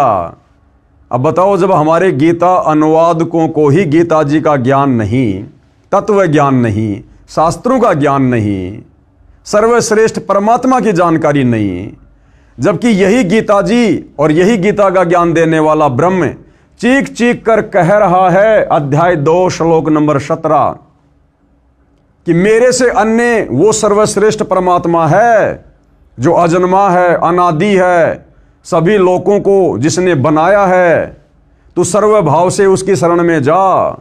लेकिन ये गीता के अनुवादक वहां तक नहीं पहुंच पाए, तत्वदर्शी संत की शरण के अभाव में, और इन्होंने श्लोकों के अर्थों का भी अनर्थ कर दिया। इनको अपने सदग्रंथों का भी ज्ञान नहीं है, इसलिए लिख दिया कि मेरी शरण में आ जा। गीता अध्याय 18 श्लोक 62 में गच्छ शब्द है, जिसका अर्थ भी जाना है, वहां ठीक कर दिया। जब श्लोक 62 में गीता ज्ञानदाता अपने से अन्य उस परमेश्वर यानी तत्व ब्रह्म यानी परम अक्षर ब्रह्म की शरण में जाने को कह रहा है, श्लोक 66 में अपनी शरण में आने को नहीं कहा, क्योंकि गीता अध्याय 2 श्लोक 7 में अर्जुन ने कहा कि मैं आपकी शरण हूं, यानी अर्जुन शरण में तो पहले से ही था। फिर यह कहना कि मेरी शरण में आ जा, न्याय संगत भी नहीं है। यह अध्यात्म ज्ञान का टोटा है हमारे इन धर्म गुरुओं का, जिनको हम विद्वान माना करते थे और भक्ति के सर्वश्रेष्ठ मार्गदर्शक माना करते थे। इन लोगों को तो अब पता चला सतगुरु रामपाल जी के ज्ञान से कि इन हमारे अनुवादकों को, धर्म गुरुओं को तो भक्ति मार्ग की ABCD का भी पता नहीं था। पेश है लेखक द्वारा किया इस श्लोक का यथार्थ अनुवाद। लेखक कौन? सतगुरु रामपाल जी ने अब गीता अध्याय 18 श्लोक 66 का यथार्थ सही अनुवाद किया है, जो इस प्रकार है। सर्वधर्मान परित्यज्य माम एकम शरणम व्रज। सर्वधर्मान परित्यज्य माम कौन कह रहा है? ये गीता ज्ञान देने वाला ब्रह्म अर्जुन से कह रहा है कि अर्जुन, मेरे लेवल की जो साधना है, ओम नाम की जो कमाई है और जो भी धर्म कर्म की कमाई है, वो तू मुझे समर्पित कर दे। सर्वधर्मान परित्यज्य माम और एकम शरणम व्रज। एकम यानी अद्वितीय, जिसके समान कोई दूसरा ना हो, वो परम अक्षर ब्रह्म। एकम शरणम व्रज, उस एक अद्वितीय परमात्मा की शरण में जा। व्रज यानी जा। अहम तवा सर्व पापे भे मोक्षयामी माशुच। मैं तुझे सब प्रकार के पाप कर्मों से मुक्त कर दूंगा, यानी मैं तुझे फ्री कर दूंगा। इसका रियल अर्थ तो ये है। अनुवाद, गीता ज्ञान देने वाले ने कहा है कि सर्वधर्मान माम, यानी मेरे स्तर के जितने भी धार्मिक कर्म हैं, उन सबको मुझ में परित्यज्य यानी त्याग कर, एकम यानी उस एक सर्वशक्तिमान परम अक्षर ब्रह्म की शरणम यानी शरण में, व्रज यानी जा। व्रज यानी जा। अहम यानी मैं, तवा यानी तेरे को, सर्व पापे भे यानी सब पापों से, मोक्षयामी यानी मुक्त कर दूंगा, मां शुच यानी शोक ना कर, तू दुख ना मान, परेशान ना हो, चिंता ना कर। मेरे लेवल की भक्ति साधना, ओम नाम की कमाई मुझ में समर्पित कर दे, मेरे को संकल्प कर दे। मैं तुझे 21 ब्रह्मांड से मुक्त कर दूंगा, जन्म मरण से मुक्त कर दूंगा। और उस परम अक्षर ब्रह्म की शरण में जा और उसके द्वारा बताई गई सत साधना कर और भाई अपना मोक्ष करवा।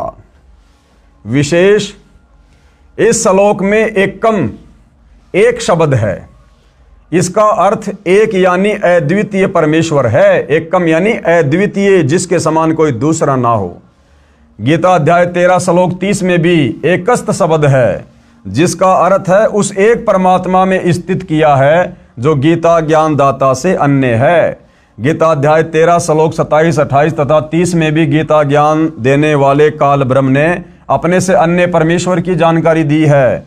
कहा है कि गीता अध्याय 13 श्लोक 27, ये गीता अध्याय 13 श्लोक 27, इसमें गीता का ज्ञान देने वाला ये ब्रह्म क्या कह रहा है?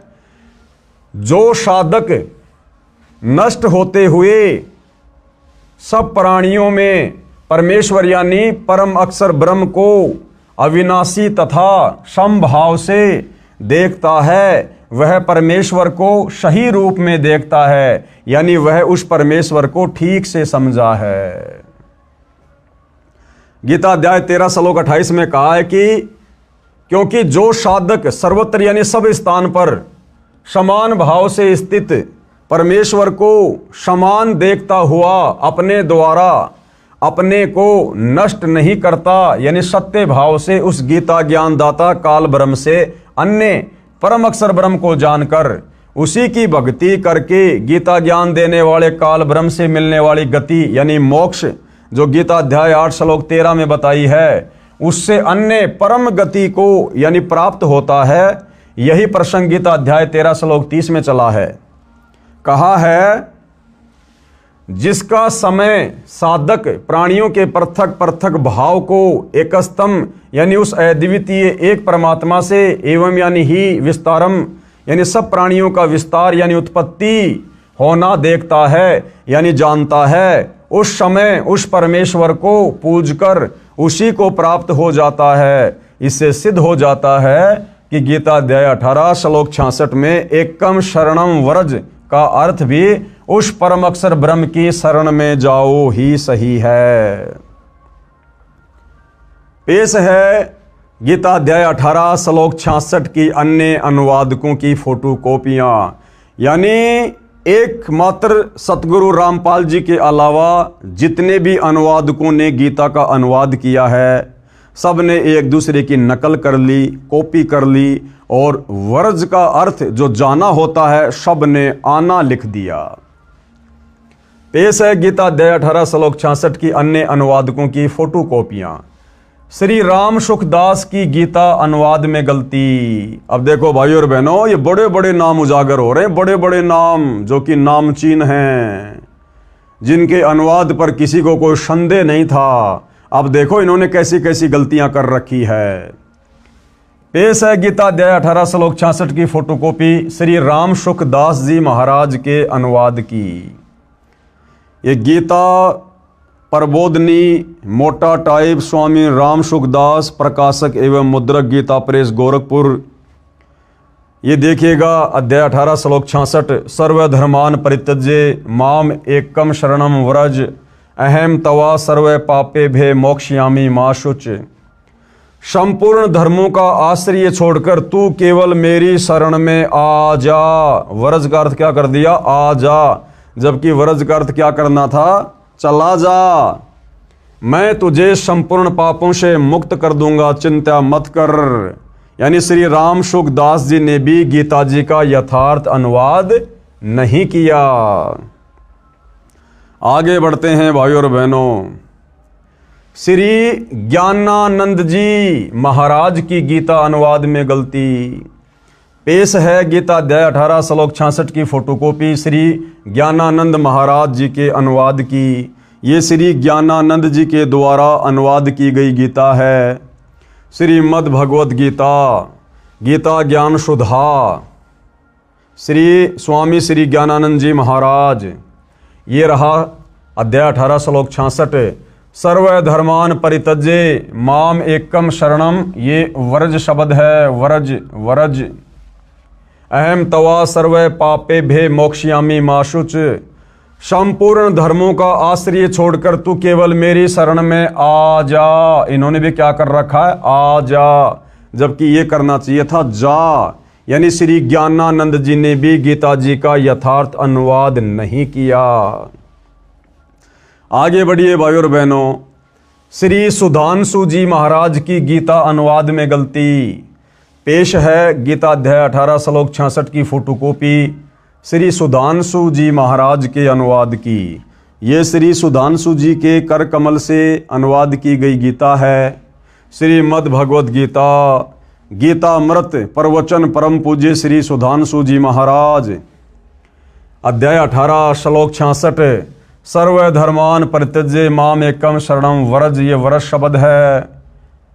और क्या अनुवाद किया है? सभी धर्मों को छोड़कर तू मेरी शरण में आ जा। ये देखिए, आ और जा, आ जा। यानी श्री सुधांशु जी ने भी गीता जी का गलत अर्थ किया है अध्याय 18 श्लोक नंबर 62 का। अब देखिए भाई और बहनों, श्री आशाराम जी महाराज की गीता अनुवाद में गलती। पेश है गीता अध्याय 18 श्लोक 66 की फोटोकॉपी श्री आसाराम जी महाराज के अनुवाद की। श्रीमद् भगवद गीता महात्म्य श्लोक अनुवाद महिला उत्थान ट्रस्ट संत श्री आसाराम जी आश्रम। अध्याय 18 श्लोक 66। सर्वधर्मान परित्यज्य माम एकम शरणम व्रज, ये व्रज शब्द है। और अनुवाद क्या किया है? संपूर्ण धर्मों को अर्थात संपूर्ण कर्तव्यों को मुझ में त्याग कर तू केवल एक मुझ सर्वशक्तिमान सर्वाधार परमेश्वर की शरण में आ जा। अरे वो तो पहले से ना उसकी शरण में है, वो तो अपने से अन्य किसी और सर्वश्रेष्ठ परम अक्षर ब्रह्म की शरण में जाने के लिए कह रहा है। लेकिन सब ने एक दूसरे की अनुवाद करते समय नकल कर रखी है। तो श्री आसाराम जी के द्वारा किया गया अनुवाद भी गलत है, रॉन्ग है। श्री अड़गड़ानंद जी महाराज की गीता अनुवाद में गलती। भाई और बहनों, इनके तो नाम से साबित हो जाता है कि श्री अड़गड़ानंद जी महाराज ने तो गीता के अध्याय 18 श्लोक 66 का अनुवाद करते समय अपना अड़ंगा अड़ाना ही अड़ाना था। पेश है गीता अध्याय 18 श्लोक 66 की फोटोकॉपी श्री अड़गड़ानंद जी महाराज के अनुवाद की। श्रीमद् भगवद गीता यथार्थ गीता मानव धर्मशास्त्र कहाँ से प्रकाशित है? आपकी आंखों के सामने है। अध्याय 18 श्लोक 66। सर्वधर्मान परित्यज्य माम एकम शरणम व्रज, ये व्रज शब्द है। क्या अर्थ किया है? संपूर्ण धर्मों को त्याग कर, अर्थात मैं ब्राह्मण श्रेणी का करता हूँ या शूद्र श्रेणी का, क्षत्रिय हूँ अथवा वैश्य, इसके विचार को त्याग कर केवल एक मेरी अनन्य शरण को प्राप्त हो। बताओ, उसी की शरण में आने को कह रहा है। अरे वो पहले से उसकी शरण में ना है भाई। मैं तुझे संपूर्ण पापों से मुक्त कर दूंगा, तू शोक मत कर। सब ने एक दूसरे की कॉपी पेस्ट कर रखी है। ये देखिए हंसादेश पंथ वालों की गीता अनुवाद में गलती। हंसादेश पंथ वालों की गीता अनुवाद में गलती। हंसादेश वाले कौन? श्री सतपाल जी महाराज। पेश है हंसादेश वाले पंथ श्री सतपाल जी महाराज व श्री प्रेम रावत जी, ये दोनों भाई हैं। प्रेम रावत जी महाराज के आश्रम से अनुवादित गीता अध्याय 18 श्लोक 66 की फोटोकॉपी।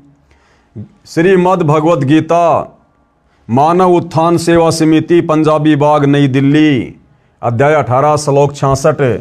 सर्वधर्मान परित्यज्य माम एकम शरणम व्रज, ये व्रज शब्द है।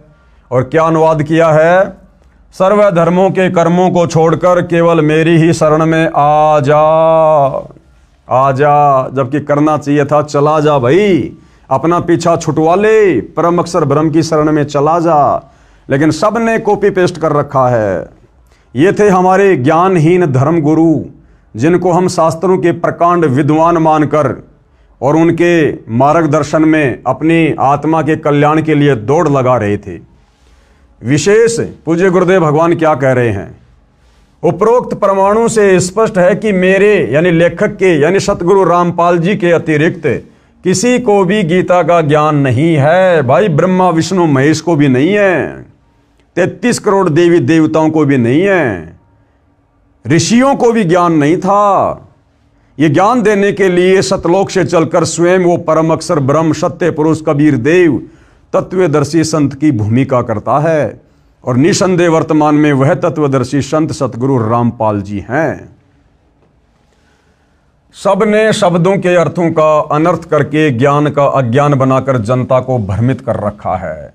और यही कारण है भाई और बहनों, इतनी भक्ति करते करते, इतनी साधना करते करते बेचारे श्रद्धालु, कोई पैदल यात्रा कर रहा है, कोई बेचारा एक पैर पर खड़ा होकर तपस्या कर रहा है, कोई कावड़ लेकर आ रहा है, कोई अन्य प्रकार की घोर साधनाएं कर रहा है, कोई व्रत कर रहा है, कोई तीर्थों पर जा रहा है, कोई मंदिरों में मस्जिदों में जा रहा है। उसके बावजूद भी भाई और बहनों उनके कार्य सिद्ध नहीं हो रहे।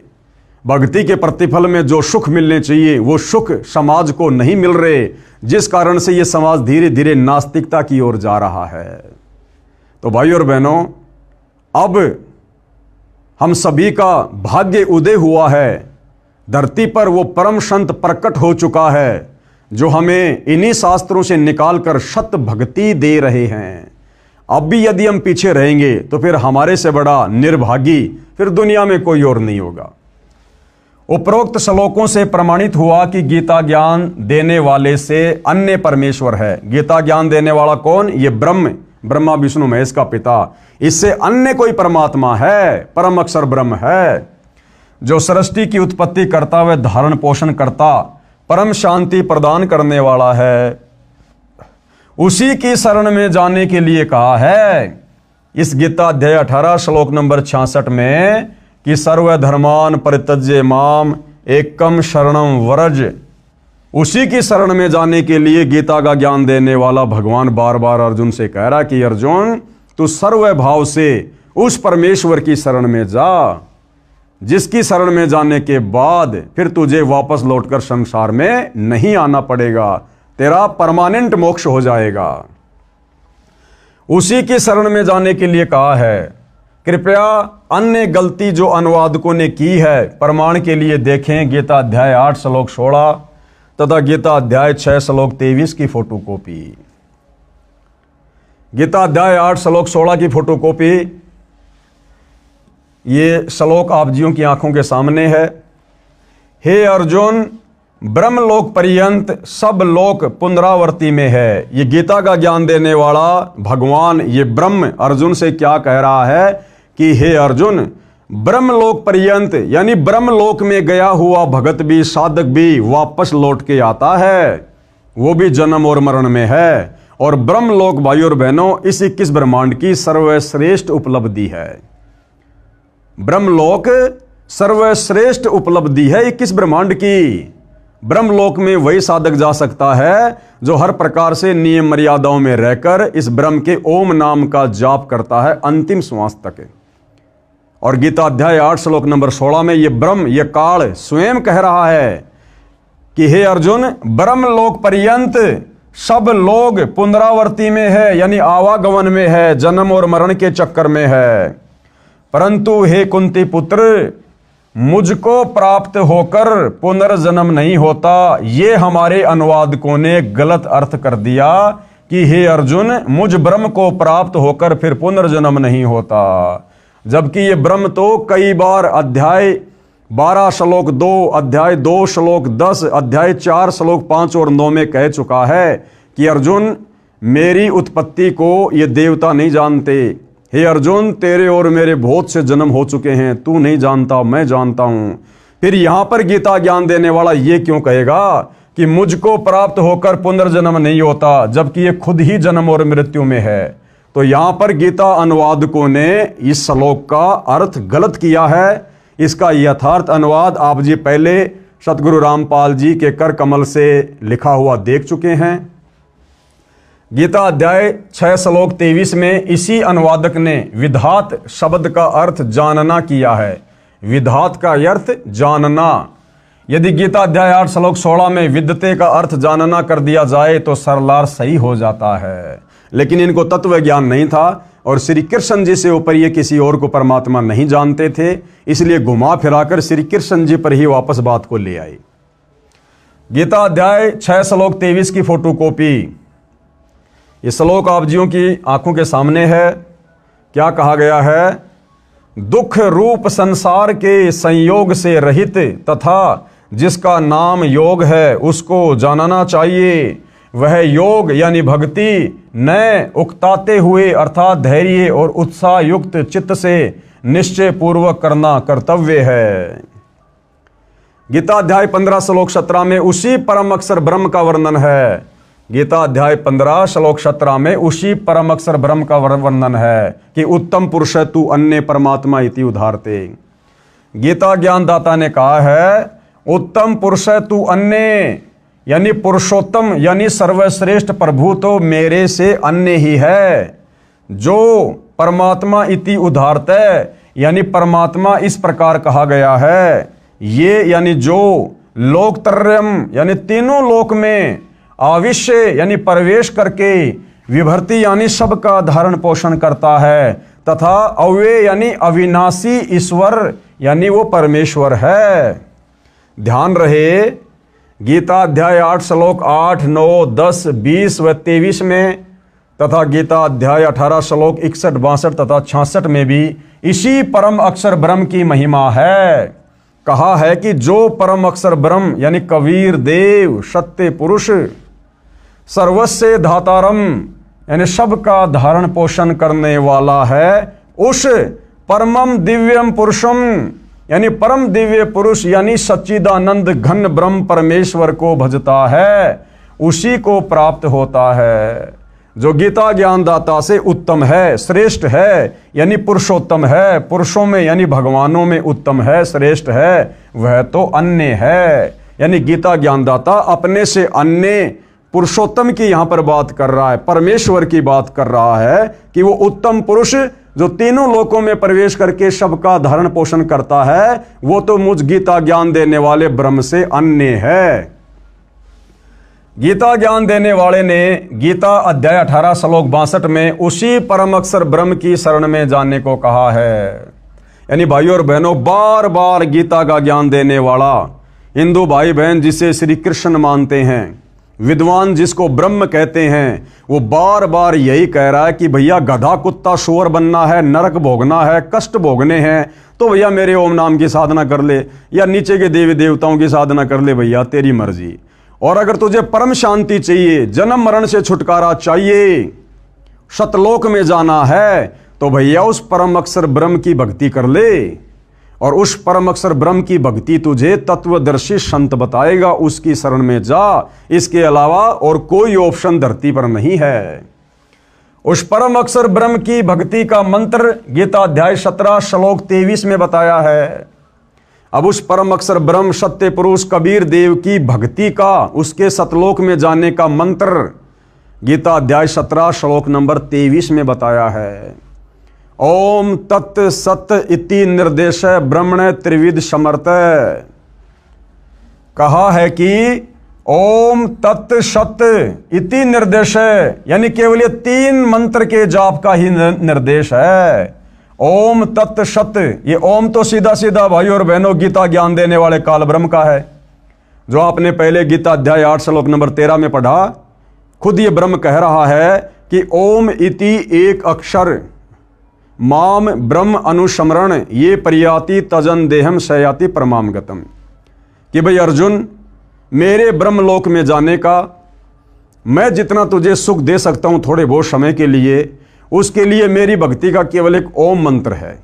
उस ओम मंत्र का जाप करके तो भाई मेरे ब्रह्मलोक में आ सकता है, लेकिन मेरा ब्रह्मलोक भी परमानेंट नहीं है, उसका भी विनाश होता है। और ब्रह्मलोक में रहने वाले साधक का भी विनाश होता है, वो भी जन्म और मृत्यु में आता है। तो ये ओम तो सीधा सीधा गीता का ज्ञान देने वाले इस ब्रह्म का मंत्र है। ये तत् और सत, ये उस परम अक्षर ब्रह्म का मंत्र है, सतलोक जाने का मंत्र है। लेकिन कोई भाई ओम तत् सत करने लग जाए, ये कोई भक्ति नहीं है, ये कोई मंत्र नहीं है। ओम तो सीधा सीधा इस ब्रह्म का मंत्र है। तत् और सत ये सांकेतिक है। ये तत् का मतलब क्या है, इस तत् के अंदर कौन कौन से मंत्र हैं, सत के अंदर कौन कौन से मंत्र हैं, ये जानकारी भाई तत्वदर्शी संत देगा। इसीलिए तो कहा गीता ज्ञानदाता ने कि भैया मुझे तो तत्व ज्ञान नहीं है, मुझे ओम तत्सत की पूर्ण जानकारी नहीं है। उसके लिए गीता अध्याय 4 श्लोक नंबर 34 में खुद गीता ज्ञान देने वाला ब्रह्म कह रहा है कि तू तत्वदर्शी संतों की खोज कर, भली भांति उनको दंडोत प्रणाम कर, कपट छोड़कर सरलता पूर्वक व्यवहार कर, दंडोत प्रणाम कर, फिर वो तत्वदर्शी महात्मा तुझे तत्व ज्ञान का उपदेश करेगा। तब तुझे पता चलेगा कि ओम तत् सत का रहस्य क्या है, ये ओम तत् सत मिलकर फिर क्या मंत्र बनता है और किस विधि से इसका जाप किया जाता है। कहा है कि ओम तत् सत इति निर्देश ब्रह्मणे त्रिविध समर्थे। ब्रह्मण यानी उस पूर्ण ब्रह्म परमात्मा अक्षर पुरुष की भक्ति करने का मंत्र, उसको सुमरण करने का मंत्र। ब्रह्मणा तेन वेदा च यज्ञा च विहिता पुरा, अर्थात सच्चिदानंद घन ब्रह्म यानी परम अक्षर ब्रह्म की भक्ति का ओम तत् सत यह मंत्र है। इसका 3 विधि से सुमरण कहा है, यानी इसका 3 विधि से जाप होता है। अब वो जाप भाई और बहनों तत्वदर्शी संत ही बता सकता, धरती पर किसी और के पास नहीं है, केवल सतगुरु रामपाल जी ही बता सकते हैं।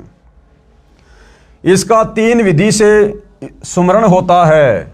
सृष्टि के आदि में यानी सृष्टि की शुरुआत में यानी सतयुग के आदि शुरू में विद्वान पुरुष जो ज्ञान में अब गीता रूप में बता रहा हूं, इसी आधार से अपनी धार्मिक क्रिया किया करते थे। यानी सतयुग की शुरुआत में जो विद्वान पुरुष थे, जो भगत थे, साधक थे, ऋषि महात्मा थे, वो इन्हीं 3 मंत्रों का जाप किया करते थे, तत्वदर्शी संत से लेकर।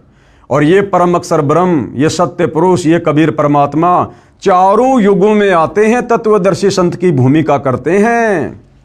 कबीर परमात्मा जी अपनी वाणी में कहते हैं, सतयुग में सत सुकृत कह टेरा, और त्रेता नाम मुनिंदर मेरा, द्वापर में करुणा में कहाया, कलयुग में नाम कबीर धराया। कबीर जी कहते हैं कि मैं सतयुग में आता हूं इन्हीं 3 मंत्रों का रहस्य बताने, तत्वदर्शी संत बनकर। उस समय सतयुग में मेरा नाम होता है सत सुकृत ऋषि। सतयुग में सत सुकृत कह टेरा, यानी सत सुकृत ऋषि के नाम से जाना जाता हूं। और त्रेता नाम मुनिंदर मेरा, और फिर मैं त्रेता में आता हूं तत्वदर्शी संत बनकर, सबको ज्ञान समझाता हूं, इन्हीं 3 मंत्रों का ओम तत्सत का रहस्य बताता हूं। तो त्रेता युग में परमात्मा कह रहे हैं मेरा नाम रहता है मुनिंदर ऋषि, और द्वापर में फिर तत्वदर्शी संत बनकर आता हूं, इसी ज्ञान का प्रचार करता हूं, इन्हीं 3 मंत्रों का ओम तत्सत का रहस्य उजागर करता हूं। उस समय मेरा नाम रहता है करुणा में, और कलयुग में नाम कबीर धराया। और 650 साल पहले बनारस के काशी में स्वयं कबीर परमात्मा जी आए थे, और उन्होंने यही सारा ज्ञान अपने 64 लाख भक्तों को दिया था। तो भाइयों और बहनों, इन्हीं मंत्रों से हमारी मुक्ति होगी, और इन्हीं मंत्रों से हमें सतलोक प्राप्त होगा। और ये मंत्र किस विधि से जाप होंगे, इन मंत्रों के अंदर कंप्लीट मंत्र और क्या क्या हैं, ये तो खाली सांकेतिक हैं, कोड वर्ड में है, वो सारी जानकारी केवल तत्वदर्शी संत ही बताएगा, केवल सतगुरु रामपाल जी ही बता सकते हैं। इसका 3 विधि से स्मरण कहा है, यानी सुमरण जाप कहा है। सृष्टि के आदि में, यानी सतयुग के आदि यानी शुरू में विद्वान पुरुष जो ज्ञान मैं अब गीता रूप में बता रहा हूं, इसी आधार से अपनी धार्मिक क्रिया किया करते थे। उसी परमेश्वर ने वेद व यज्ञ तथा ब्राह्मणों की उत्पत्ति की, यानी यज्ञों धार्मिक अनुष्ठानों का यथार्थ ज्ञान यानी तत्व ज्ञान उस ब्रह्म ने, यानी सच्चिदानंद घन ब्रह्म ने बताया। यानी भक्ति में हर प्रकार से धर्म कर्म की जानकारी, यज्ञों की जानकारी, वह परम अक्षर ब्रह्म स्वयं ही हर युग में तत्वदर्शी संत की भूमिका निभाते हुए हम जीवों को बताते हैं। और जो इस आधार से भक्ति करता है, वही आत्मा यहां पर भक्ति के सर्व लाभ प्राप्त करता है, जिसका विशेष प्रमाण गीता अध्याय 4 श्लोक 32 में है। एवं बहुविधा यज्ञा वितता ब्रह्मणे मुखे, कर्म जान विदितान सर्वान एवं ज्ञात्वा विमोक्षे। अर्थात ब्रह्मणे यानी सच्चिदानंद घन ब्रह्म, यानी कबीर परमात्मा। सच्चिदानंद घन ब्रह्म का मतलब है कबीर जी, परम अक्षर ब्रह्म, उत्तम पुरुष। अर्थात सच्चिदानंद घन ब्रह्म यानी परम अक्षर ब्रह्म ने मुखे यानी अपने मुख कमल से जो वाणी बोली, उस वाणी में बहुत प्रकार के यज्ञ यानी धार्मिक अनुष्ठानों की जानकारी दी है। जो साधना बताई है वह कर्म करते करते की जा सकती है, यानी कार्य करते करते ये भक्ति की जा सकती है। इस भक्ति को करने के लिए जंगल में जाने की, गुफाओं में बैठने की, अन्य कोई हट करने की, तपस्या करने की, व्रत करने की, पैदल जाने की कोई आवश्यकता नहीं है। जो सत भक्ति परम अक्षर ब्रह्म तत्वदर्शी संत का रूप धारण करके हमें इस पृथ्वी पर बताते हैं, ये बहुत ही सरल और सहज भक्ति है। नाम उठत नाम बैठत नाम सोवत जाग बे, नाम खाते नाम पीते नाम शेती लाग बे। अपना कार्य करते करते हम ये भक्ति कर सकते हैं। माता बहनें झाड़ू निकालते निकालते, खाना बनाते बनाते उन मंत्रों का जाप कर सकती हैं। किसान खेत में हल चलाते चलाते, मजदूर अपनी मजदूरी करते करते इन मंत्रों का जाप कर सकता है। ड्राइवर गाड़ी चलाते चलाते इन मंत्रों का मन ही मन में जाप कर सकता है। ये इतनी आसान और इतनी सरल भक्ति है। ना इसमें विशेष कोई पहनावे की जरूरत है, ना विशेष कोई खान पान की जरूरत है, ना विशेष कोई आसन लगाने की जरूरत है। बहुत ही सहज भक्ति है। वह सूक्ष्म वेद यानी तत्व ज्ञान है, उसको जानकर तू कर्म बंधन से सर्वदा मुक्त हो जाएगा, यानी पूर्ण मोक्ष प्राप्त करेगा। यानी इस 21 ब्रह्मांड के स्वामी काल ब्रह्म ने हमारे ऊपर जो दुनिया भर के ये कर्म बंधन लगा रखे हैं, हमें इन कर्मों के बंधनों में जकड़ रखा है। इस भक्ति के करने से ही हम इस काल के द्वारा लगाए गए कर्म बंधनों से सर्वदा मुक्त हो सकते हैं। अन्य जितनी भी साधनाएं संसार में प्रचलित हैं, उन साधनाओं से हम उल्टा कर्म बंधनों में जकड़े जाएंगे। सावधान, पूज्य गुरुदेव भगवान हमें सावधान कर रहे हैं कि भाई सावधान रहना। गीता अध्याय 4 श्लोक 32 में ब्रह्मण्य शब्द है, इसका अर्थ मेरे अतिरिक्त यानी सतगुरु रामपाल जी के अतिरिक्त सभी गीता जी के अनुवादकों ने गलत किया है। ब्रह्मण्य का अर्थ वेद किया है, यानी गीता का अनुवाद करने वाले सभी अनुवादकों ने इस ब्रह्मण्य शब्द का अर्थ किया है वेद, जबकि ब्रह्मण्य शब्द का अर्थ होता है सच्चिदानंद घन ब्रह्म। जबकि इन्हीं अनुवादकों ने गीता अध्याय 17 श्लोक 23 में ब्रह्मण्य शब्द का अर्थ सच्चिदानंद घन ब्रह्म यानी परम अक्षर ब्रह्म किया है, जो सही है। यानी 17 के 23 में तो इन्होंने सही अर्थ कर दिया और बाकी जगह इन अनुवादकों ने ब्रह्मण्य शब्द का गलत अर्थ कर दिया, जिससे श्लोक का अर्थ अनर्थ हो गया। इससे सिद्ध हुआ कि सूक्ष्म वेद यानी संपूर्ण अध्यात्म ज्ञान, जिसे तत्व ज्ञान कहा जाता है, वह परम अक्षर ब्रह्म ने कहा है और वर्तमान में वह तत्व ज्ञान सतगुरु रामपाल जी कह रहे हैं। ध्यान रहे, गीता ज्ञान देने वाले को उस तत्व ज्ञान की जानकारी नहीं है। अब बताओ, जब गीता का ज्ञान देने वाले इस ब्रह्म को भी तत्व ज्ञान की जानकारी नहीं है, बाकी 21 ब्रह्मांड में भाई फिर दुर्गा इस काल के नीचे है, उसको कहां से तत्व ज्ञान होगा? दुर्गा से उत्पन्न तीनों उसके पुत्र ब्रह्मा विष्णु महेश, उनको कहां से तत्व ज्ञान होगा? ब्रह्मा जी से 4 वेद लेकर मनु ने आगे समाज में उतार दिए, बताओ फिर मनु को कहां से तत्व ज्ञान हो जाएगा? फिर ये वर्तमान के आचार्य शंकराचार्य संत महंत कथावाचक जिन्होंने धर्म को धंधे में तब्दील कर दिया, भला फिर इनको कहां से तत्व ज्ञान हो जाएगा? तो भाइयों और बहनों, विचारणीय विषय है। जो तत्व ज्ञान 21 ब्रह्मांड के नकली भगवान इस काल ब्रह्म को जो गीता का ज्ञान दे रहा है, इसको भी नहीं है, तो फिर सतगुरु रामपाल जी कौन है जो तत्व ज्ञान दे रहे हैं इसी के 21 ब्रह्मांड में आकर? ये स्वयं परम अक्षर ब्रह्म है, सत्य पुरुष है, सच्चिदानंद घन ब्रह्म है, कबीर देव है, जो तत्वदर्शी संत की भूमिका में आज हमारे समक्ष प्रकट हैं। भाई मौका है, फायदा उठाया जाए तो उठा लेना। ध्यान रहे, गीता ज्ञान देने वाले को उस तत्व ज्ञान की जानकारी नहीं है, इसीलिए तो गीता अध्याय 4 श्लोक 34 में किसी तत्वदर्शी संत से जानने को कहा है। अगर गीता के ज्ञान देने वाले ब्रह्म को तत्व ज्ञान होता तो गीता अध्याय 4 श्लोक नंबर 34 में अर्जुन को यह नहीं कहता कि अर्जुन उस तत्व ज्ञान की जानकारी के लिए तो किसी तत्वदर्शी संत की खोज कर ले। अगर इसको खुद को तत्व ज्ञान होता, एक श्लोक और बोल देता। कौन सा स्याही कम पड़ रही थी, कौन सा जो है कागज की कमी पड़ रही थी, लेकिन इसके पास भी वो कंप्लीट तत्व ज्ञान नहीं है। इसीलिए तो तत्वदर्शी संत की शरण में जाने के लिए अर्जुन को कह रहा है। इसीलिए तो गीता अध्याय 4 श्लोक 34 में किसी तत्वदर्शी संत से जानने को कहा है।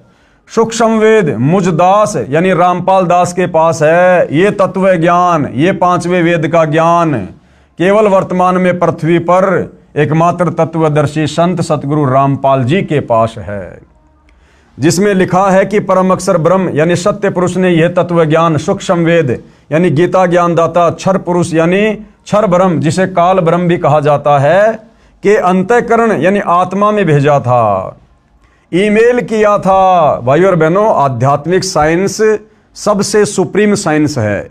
हमारी यहाँ की साइंस तो 3rd ग्रेड की है।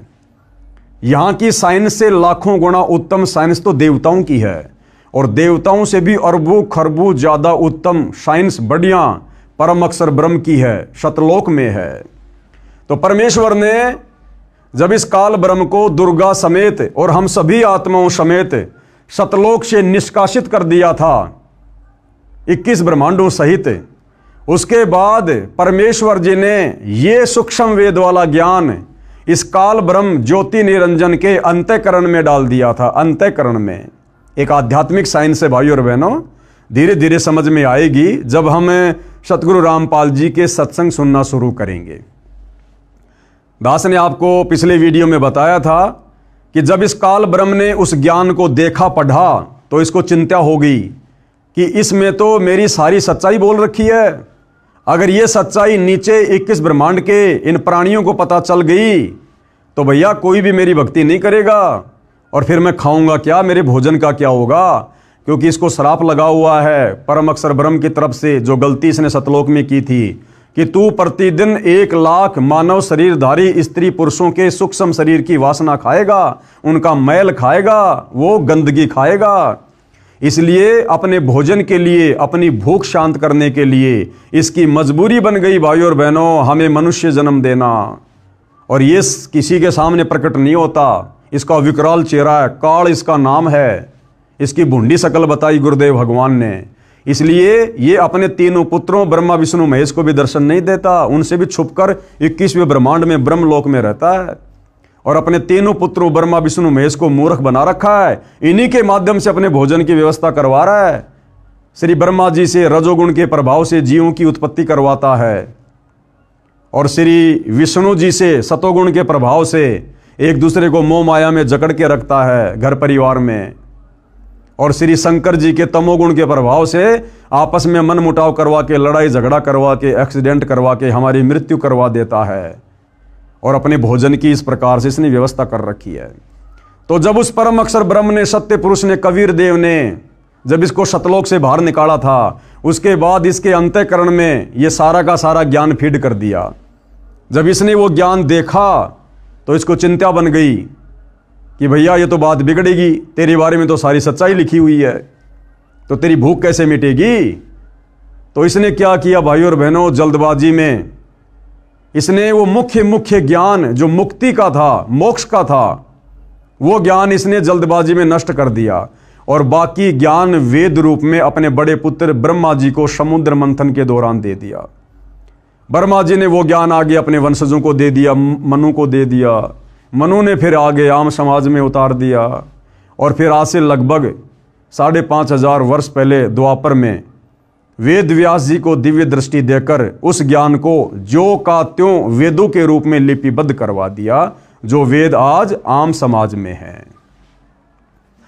तो गुरुदेव भगवान क्या कह रहे हैं कि वो सूक्ष्म वेद वाला ज्ञान, जो ज्ञान इन चारों वेदों में नहीं है, जिस ज्ञान को इस काल ब्रह्म ने नष्ट कर दिया था, वो सूक्ष्म ज्ञान देने के लिए वो परम अक्षर ब्रह्म, वो कबीर परमात्मा फिर सतलोक से चलकर स्वयं धरती पर तत्वदर्शी संत के रूप में प्रकट होता है। इसलिए कहा है कि 21 ब्रह्मांड में किसी के पास वो मुक्ति का ज्ञान नहीं है, मुक्ति का मार्ग नहीं है, तत्व ज्ञान नहीं है। अब सतगुरु रामपाल जी क्या कह रहे हैं कि सूक्ष्म वेद मुझदास रामपाल दास के पास है। तो भाइयों और बहनों आप विचार कर लेना, सतगुरु रामपाल जी कौन है जिनके पास सूक्ष्म वेद है, सूक्ष्म ज्ञान है।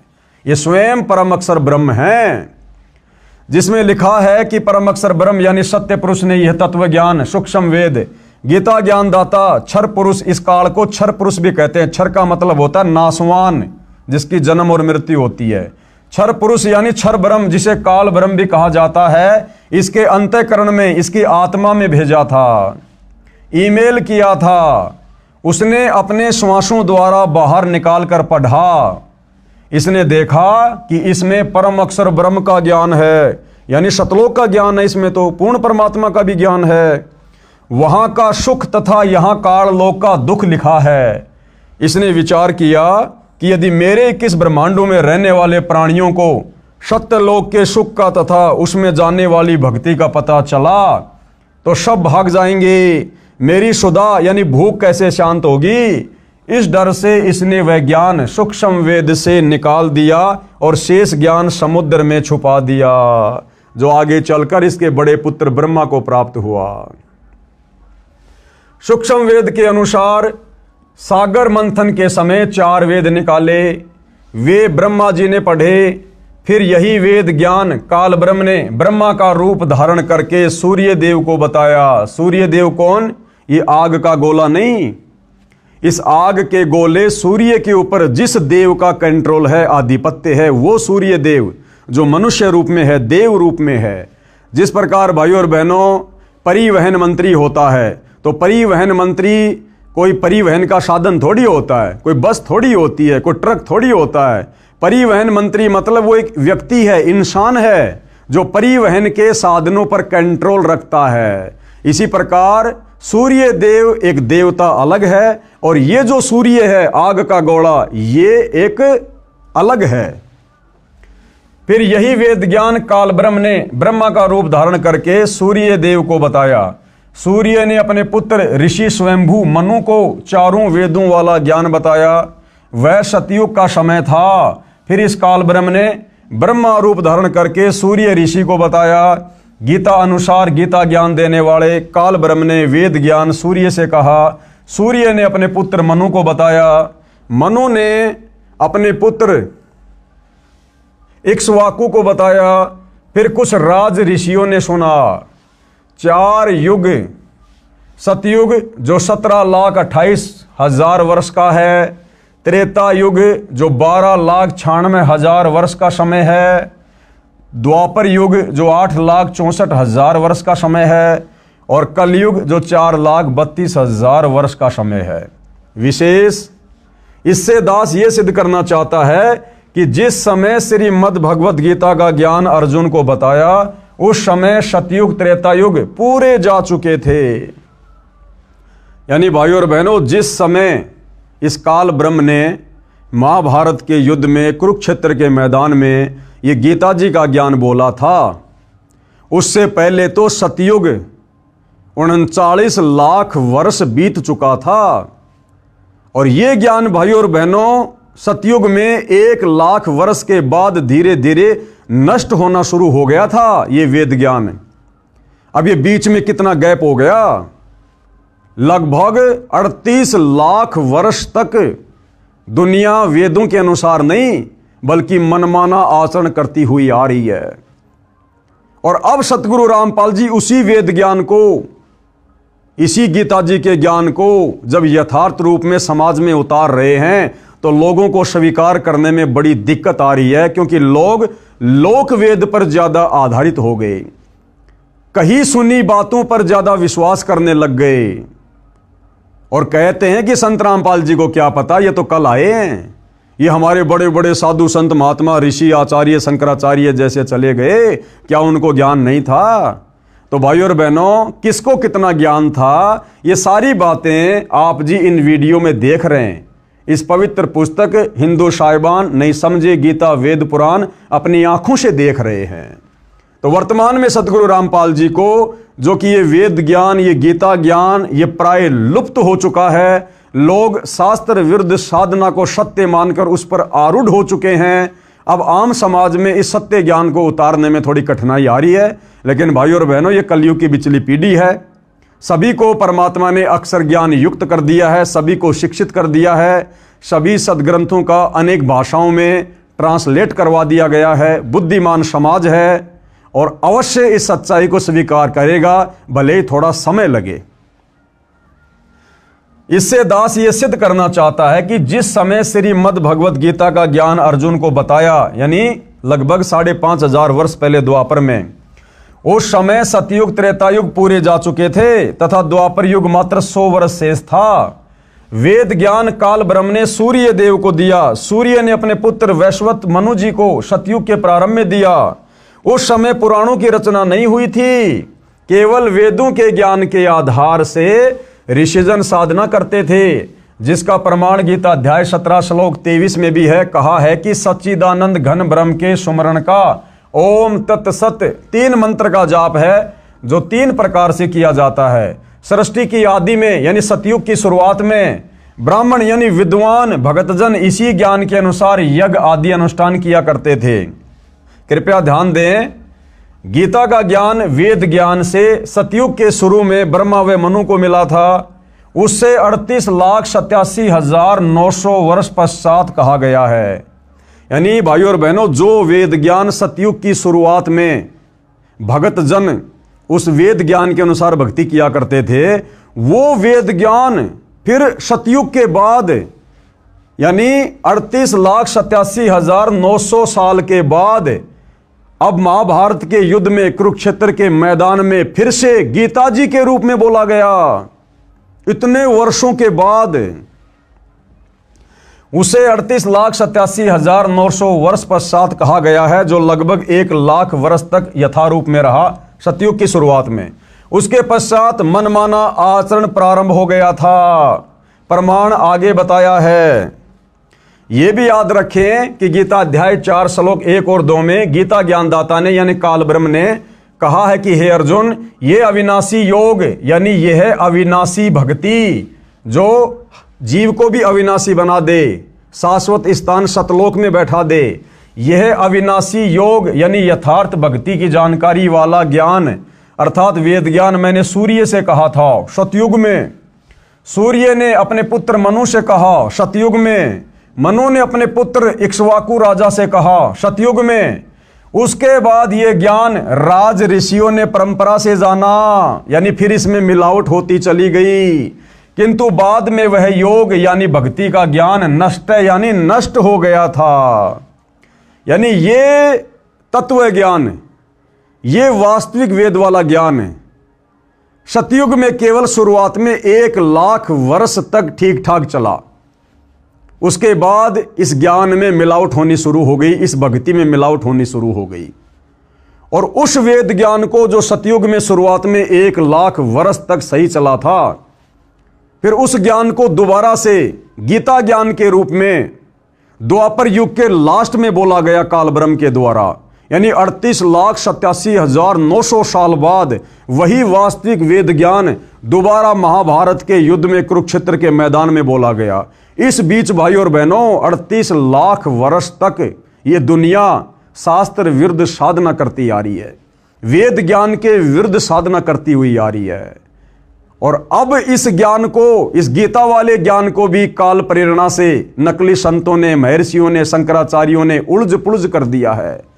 और अब सतगुरु रामपाल जी उस यथार्थ ज्ञान को, वेदों वाले ज्ञान को, वेदों से ऊपर सूक्ष्म वेद वाले ज्ञान को जब आम समाज में उतारना चाह रहे हैं, तो आत्माएं इतना जल्दी स्वीकार करने को तैयार नहीं हो रही हैं।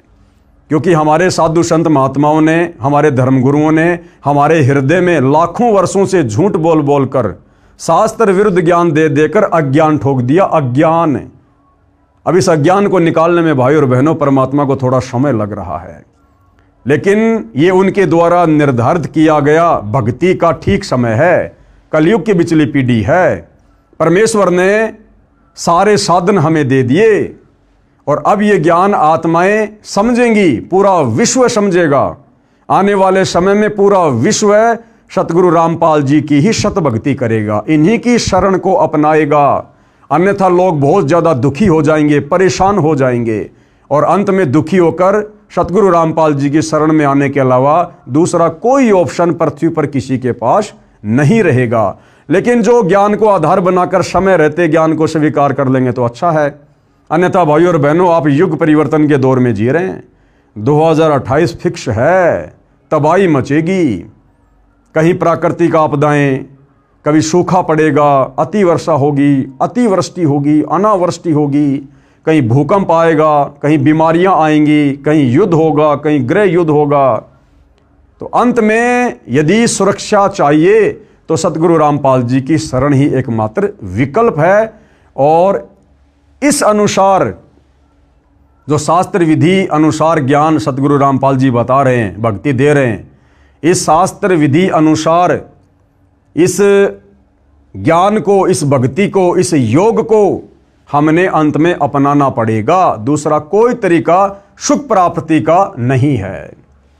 किंतु बाद में वह योग यानी भक्ति का ज्ञान नष्ट यानी नष्ट हो गया था, यानी लुप्त हो गया।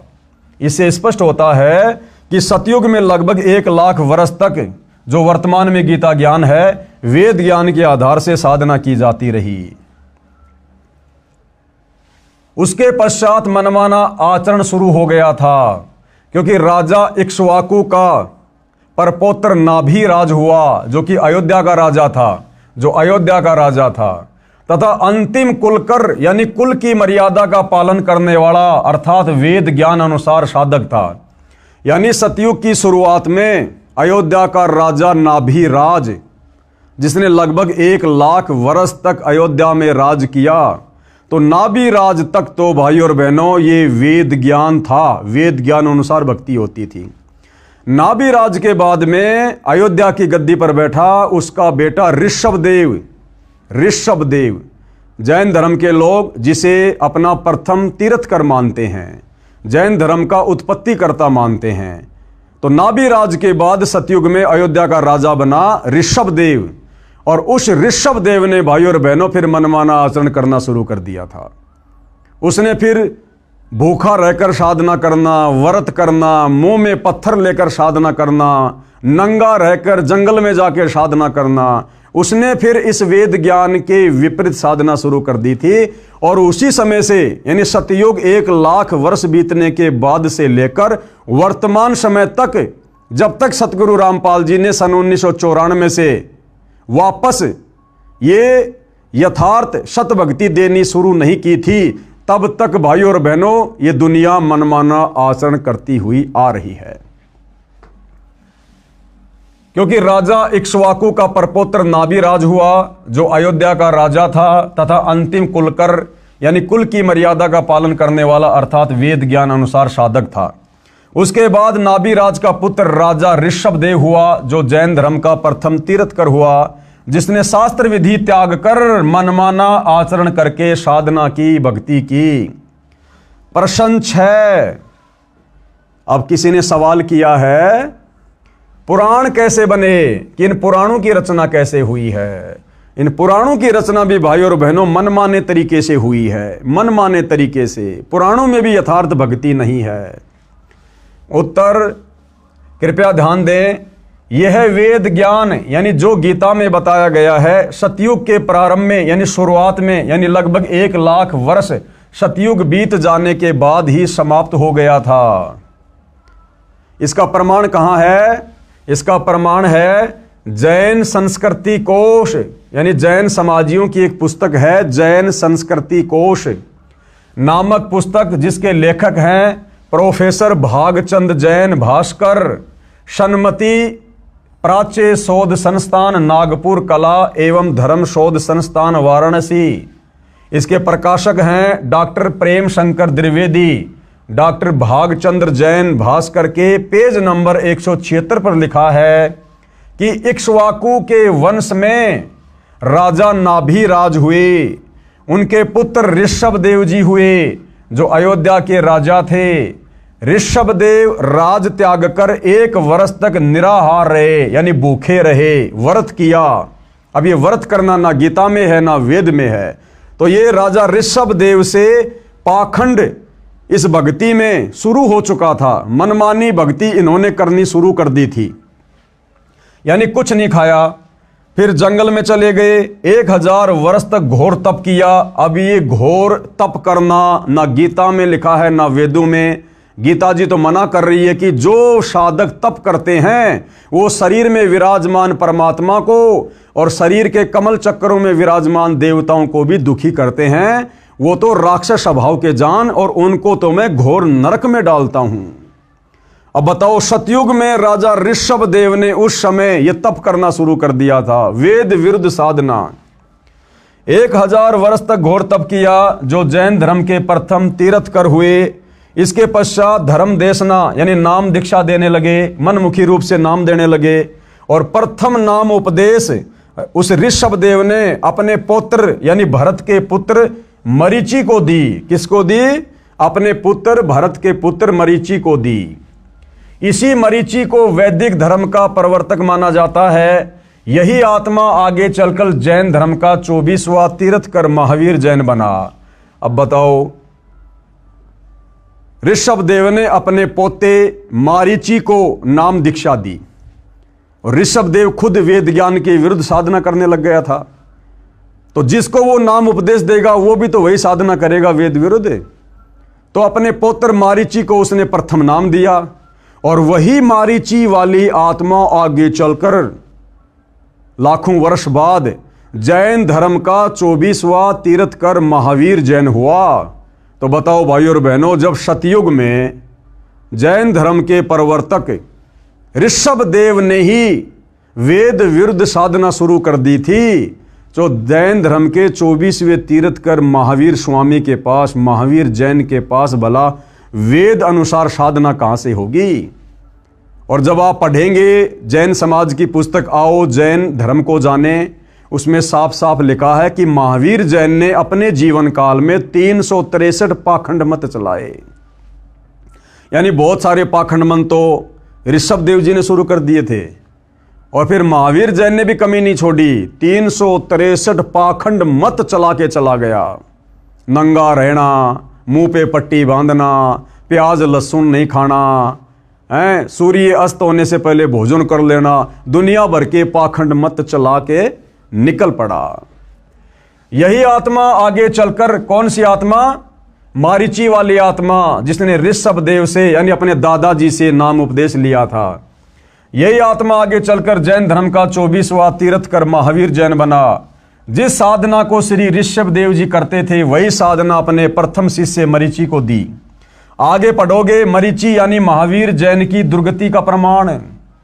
और ऋषभ देव के द्वारा बताई गई शास्त्र विरुद्ध साधना करने से उस मारीची वाले जीव की क्या क्या दुर्गति हुई, फिर कैसे कैसे उसने जीवन भोगे। आगे पढ़ोगे, मारीची यानी महावीर जैन की दुर्गति का प्रमाण है। इसे स्पष्ट है कि मनु के पुत्र इक्ष्वाकु, इक्ष्वाकु के परपोत्र नाभिराज, नाभिराज के पुत्र ऋषभ देव जी ने सब साधना वेद विरुद्ध की, यानी वेद ज्ञान की कमी स्पष्ट है। गीता चारों वेदों का सार है। गीता अध्याय 17 श्लोक 1 और 6 में घोर तप को मनमाना शास्त्र विरुद्ध साधना कहा है।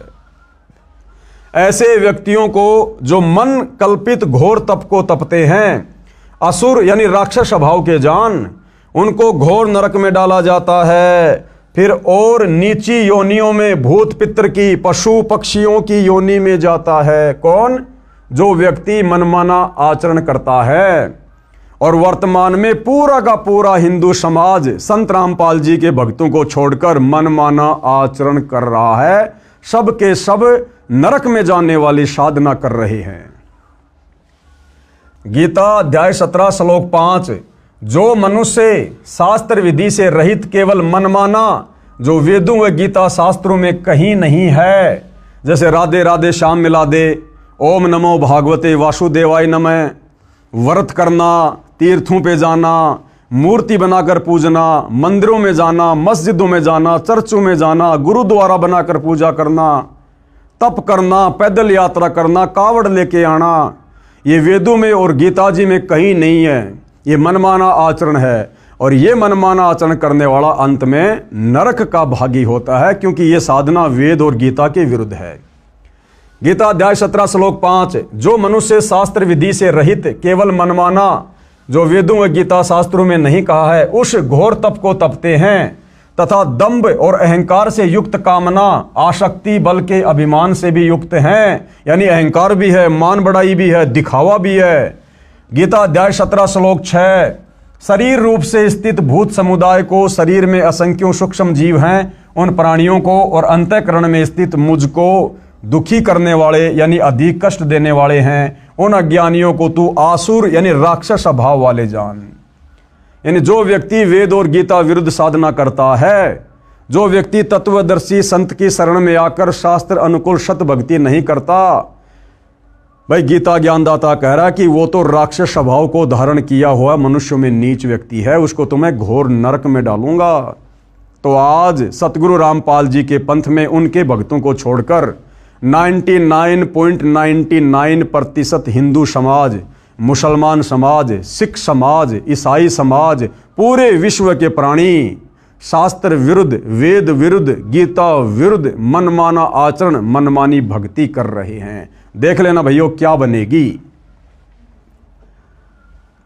ऋषियों ने मनमाना आचरण तथा कुछ वेद के आधार से ओम नाम का जाप किया तथा हठ योग, घोर तप किया, समाधियां लगाई, अपनी अपनी साधना का अनुभव बताना शुरू किया, शिष्य बनाने लगे।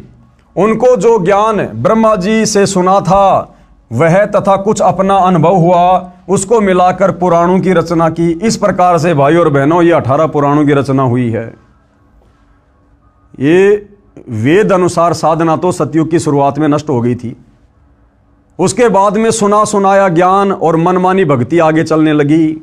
फिर आगे जितने भी बड़े बड़े साधु संत महात्मा ऋषि हुए हैं, दुर्वासा जैसे, वशिष्ठ जैसे, विश्वामित्र जैसे, मार्कंडे जैसे, इन लोगों ने कुछ एक साधना तो थोड़ी बहुत वेदों से निकाल ली और कुछ एक इन्होंने समाधि अवस्था में जो भी इनको अनुभव हुआ उसको मिलाकर गोल मटोल करके अपना अनुभव इन्होंने पुस्तकों के रूप में लिख दिया और समाज में पेश कर दिया, जिसको हम कहते हैं पुराण।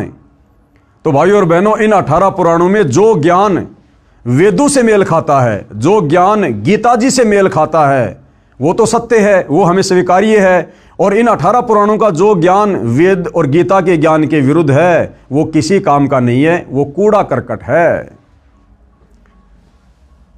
उनको जो ज्ञान ब्रह्मा जी से सुना था वह तथा कुछ अपना अनुभव हुआ, उसको मिलाकर पुराणों की रचना की।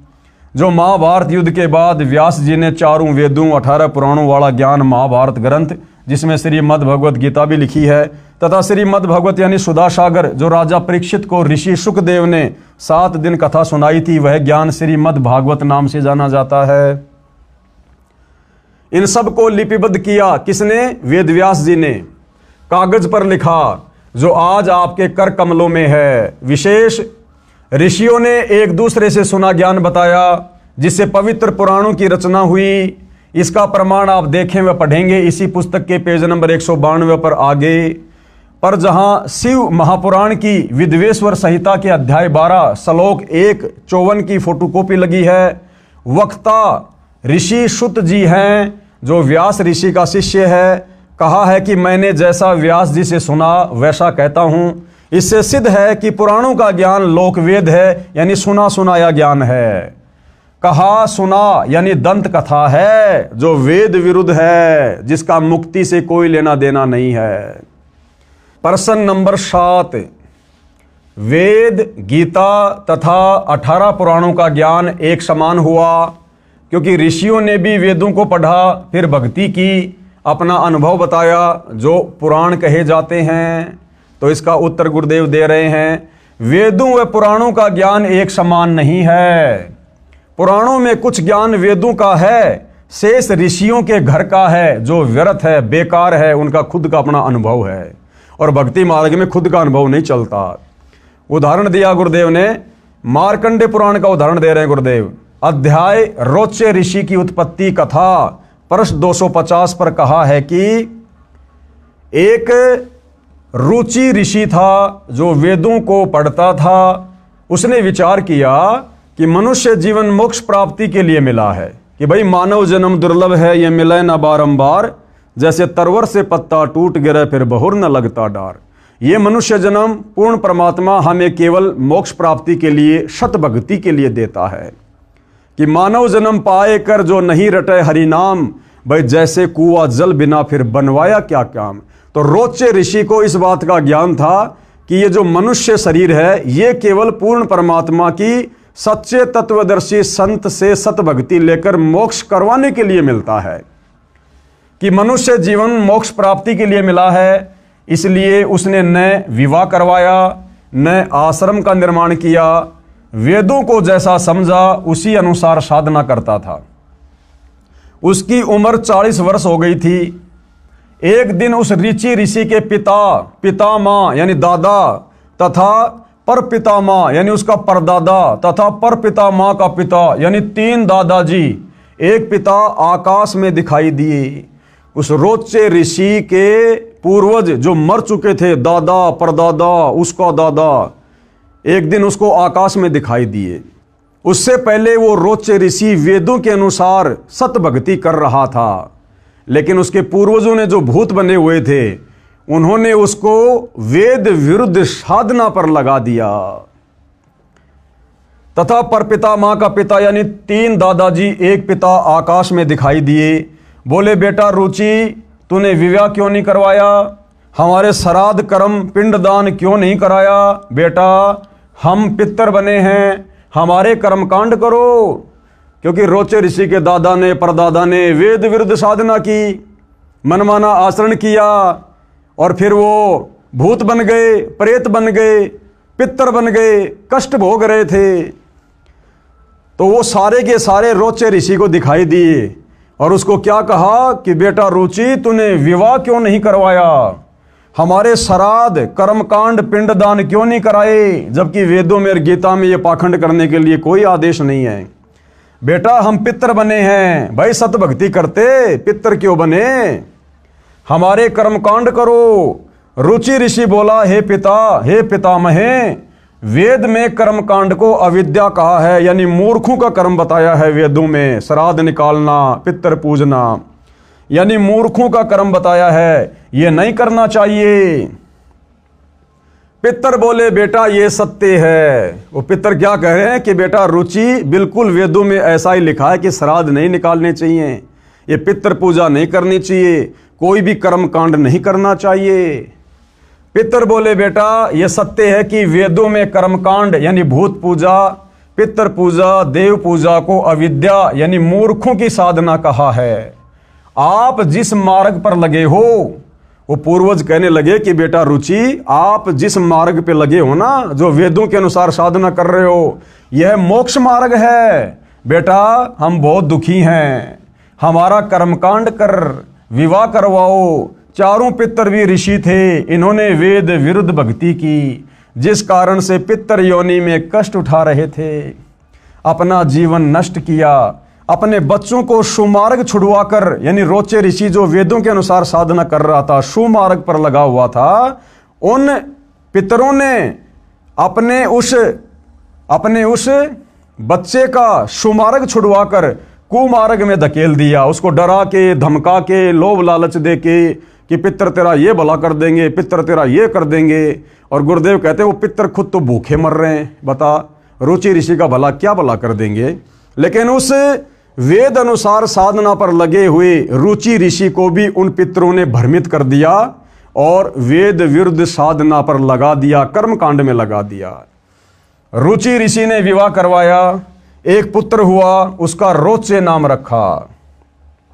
अब इस कथा का क्या सार है, गुरुदेव हमें वो समझाना चाहते हैं। इस कथा का सार क्या है? रुचि ऋषि ने कहा कि कर्मकांड यानी पितर पूजा, भूत पूजा, देव पूजा को वेदों में गलत बताया है। पितर भी ऋषि थे, वेद याद कर रखे थे, पढ़ते भी थे, वे तुरंत मान गए कि वेद में ऐसा ही लिखा है। यह जो वेद ज्ञान है ये वेदों से लिया सत्य है, परंतु कर्मकांड ऋषियों के घर का है। ये ऋषि क्या करते थे, ज्ञान तो वेदों का बताते थे, लेकिन ये कर्मकांड अपनी तरफ से करवाते और करते थे। ये वेदों से लिया सत्य है, परंतु कर्मकांड ऋषियों के घर का है, नरक का मार्ग है, ये हमने नहीं करना है। गीता अध्याय 9 श्लोक 25 में वेद ज्ञान इस प्रकार है। अब भाइयों और बहनों, गीता अध्याय 9 श्लोक नंबर 25 में ये पितर पूजने के विषय में, भूत पूजने के विषय में, श्राद्ध निकालने के विषय में क्या दिशा निर्देश हैं। देवताओं को पूजने वाले देवताओं को प्राप्त होंगे, यानी जो लोग देवी देवताओं की पूजा करते हैं, जिन देवी देवताओं की पूजा करने के लिए गीता जी मना कर रही है, गीता अध्याय 7 श्लोक नंबर 12 से 15 में वेद मना कर रहे हैं, तो जो व्यक्ति देवी देवताओं की पूजा करेगा, मरने के बाद वो देवी देवताओं के लोक में चला जाएगा और उनका नौकर बनेगा, थोड़े बहुत समय रहेगा, फिर नरक में ठोक दिया जाएगा। और पितरों को पूजने वाले यानी श्राद्ध निकालने वाले, पिंडदान आदि करने वाले, ये पितरों को प्राप्त होंगे, यानी जहां उनके पूर्वज बैठे हुए हैं वो भी वहीं जाकर पितर बन जाएंगे, अपना जीवन बर्बाद करेंगे, यानी पितर बनते हैं। और भूतों को पूजने वाले यानी 13वीं महीना वाली क्रिया, अस्थि उठाकर गंगा में प्रवाह करना, श्राद्ध आदि करना, भूतों को प्राप्त होते हैं, यानी वो प्रेत बनते हैं। मेरा पूजन करने वाले मुझे प्राप्त होंगे। कौन कह रहा है? काल ब्रह्म कह रहा है कि मेरा पूजन करने वाले मेरे को प्राप्त होंगे। तो काल ब्रह्म की पूजा करने वाला कहाँ जाएगा? उसके ब्रह्मलोक में जाएगा। ब्रह्मलोक में जाने के बाद फिर वो जन्म मरण में आएगा। तो 21 ब्रह्मांड में भाइयों और बहनों काल तक की पूजा से मोक्ष नहीं है। ये सारी बातें कहाँ लिखी है? गीता अध्याय 9 श्लोक नंबर 25 का सारांश है ये। जैन संस्कृति कोश पुस्तक के पेज नंबर 176 पर लिखा है कि राजा नाभि राज अंतिम कुल कर थे, यानी सतयुग में राजा नाभिराज अंतिम राजा थे जो वेदों के अनुसार साधना किया करते थे। कुलकर का अर्थ है जो अपने कुल की मर्यादा के अनुसार धर्म करता था। उसके बाद तो खाली झूठी फीत लगाई थी रामचंद्र जी के नाम के आगे, पुरुषोत्तम पुरुषोत्तम। ये मर्यादा ये तो सतयुग में 1 लाख वर्ष के बाद राजा नाभिराज के बाद समाप्त हो चुकी थी। अयोध्या के राजा नाभिराज थे। नाभिराज इक्ष्वाकु वंशी था, वेदों अनुसार साधना करता था, वह अंतिम था। उसके पश्चात उसके पुत्र ऋषभ देव जी ने वेद के विरुद्ध मनमाना आचरण प्रारंभ किया। 1 वर्ष तक निराहार रहा यानी भूखा रहा तथा 1000 वर्ष तक घोर तप किया। इससे सिद्ध हुआ कि ऋषिजन नाभिराज के पश्चात उसी इक्ष्वाकु कुल में ऋषभ देव हुए जो नाभिराज के पुत्र थे। वे उसी समय से ही शास्त्र विधि त्याग कर मनमाना आचरण करने लगे थे, यानी वेदों के विरुद्ध साधना करने लगे थे। इस पुस्तक के लेखक प्रोफेसर भागचंद्र जैन भास्कर जी हैं तथा प्रकाशक है डॉक्टर प्रेम शंकर द्विवेदी व डॉक्टर भागचंद्र भास्कर हैं। इस पुस्तक के पेज नंबर 175 से कुछ अंश इस प्रकार है। इस तरह ऋषभ देव जी के विषय में निष्कर्ष रूप कह सकते हैं, ऋषभ देव के पुत्र मरीचि यानी भरत के पुत्र को पुराण में वैदिक धर्म का प्रवर्तक माना गया है। यही मरीचि जैन परंपरा में आगे चलकर महावीर यानी वर्धमान बना। पेज नंबर 175 से 177 से कुछ अंश जो इस प्रकार हैं। अब भाइयों और बहनों, वो मरीचि वाली आत्मा जिसने सतयुग में अपने दादा ऋषभ देव से नाम उपदेश लिया था, जो ऋषभ देव वेद विरुद्ध साधना किया करता था, और वही मारीची वाली आत्मा आगे चलकर महावीर जैन बना, जैन धर्म का 24वां तीर्थकर बना। अब सतयुग से वो मारीची वाली आत्मा किन किन योनियों में कितने कष्ट उठाती हुई आगे बढ़ी। 20 करोड़ बार गधा, 30 करोड़ बार कुत्ता, 10 करोड़ बार हाथी, कभी नपुंसक बना, कभी पेड़ पौधे की योनियां प्राप्त की, कभी वो बिल्ली बना, कभी देवता बना बीच बीच में। यानी कैसी कैसी दुर्गति उस मारीची वाली आत्मा की हुई, जिस मारीची वाली आत्मा ने ऋषभ देव से उपदेश लेकर भक्ति शुरू की थी। तो भाइयों और बहनों, वर्तमान में जितने भी जैनी हैं तो इनका क्या हाल होगा अगर इन्होंने सतगुरु रामपाल जी को अपना गुरु धारण करके और ये शास्त्र विधि अनुसार सत भक्ति शुरू नहीं की। तो भाइयों और बहनों, उस मारीची वाली आत्मा का फिर आगे चलकर क्या हुआ, वो सारा का सारा इतिहास हम कल रात्रि 9 बजे इसी पवित्र पुस्तक से, जिसका नाम है हिंदू साहिबान नहीं समझे गीता वेद पुराण, जो परम पूज्य परमेश्वर सतगुरु रामपाल जी ने अपने कर कमल से लिखी है, कल रात्रि 9 बजे दास के Facebook page Pawan Das is live पर सभी भाई बहन लाइव जुड़िए। आगे का संदेश हम कल समझेंगे। तो आज के वीडियो में केवल इतना ही। गुरुदेव भगवान हम सबको आशीर्वाद दे, हमारा मार्गदर्शन करे। बंदी छोड़ सतगुरु रामपाल जी भगवान की जय हो।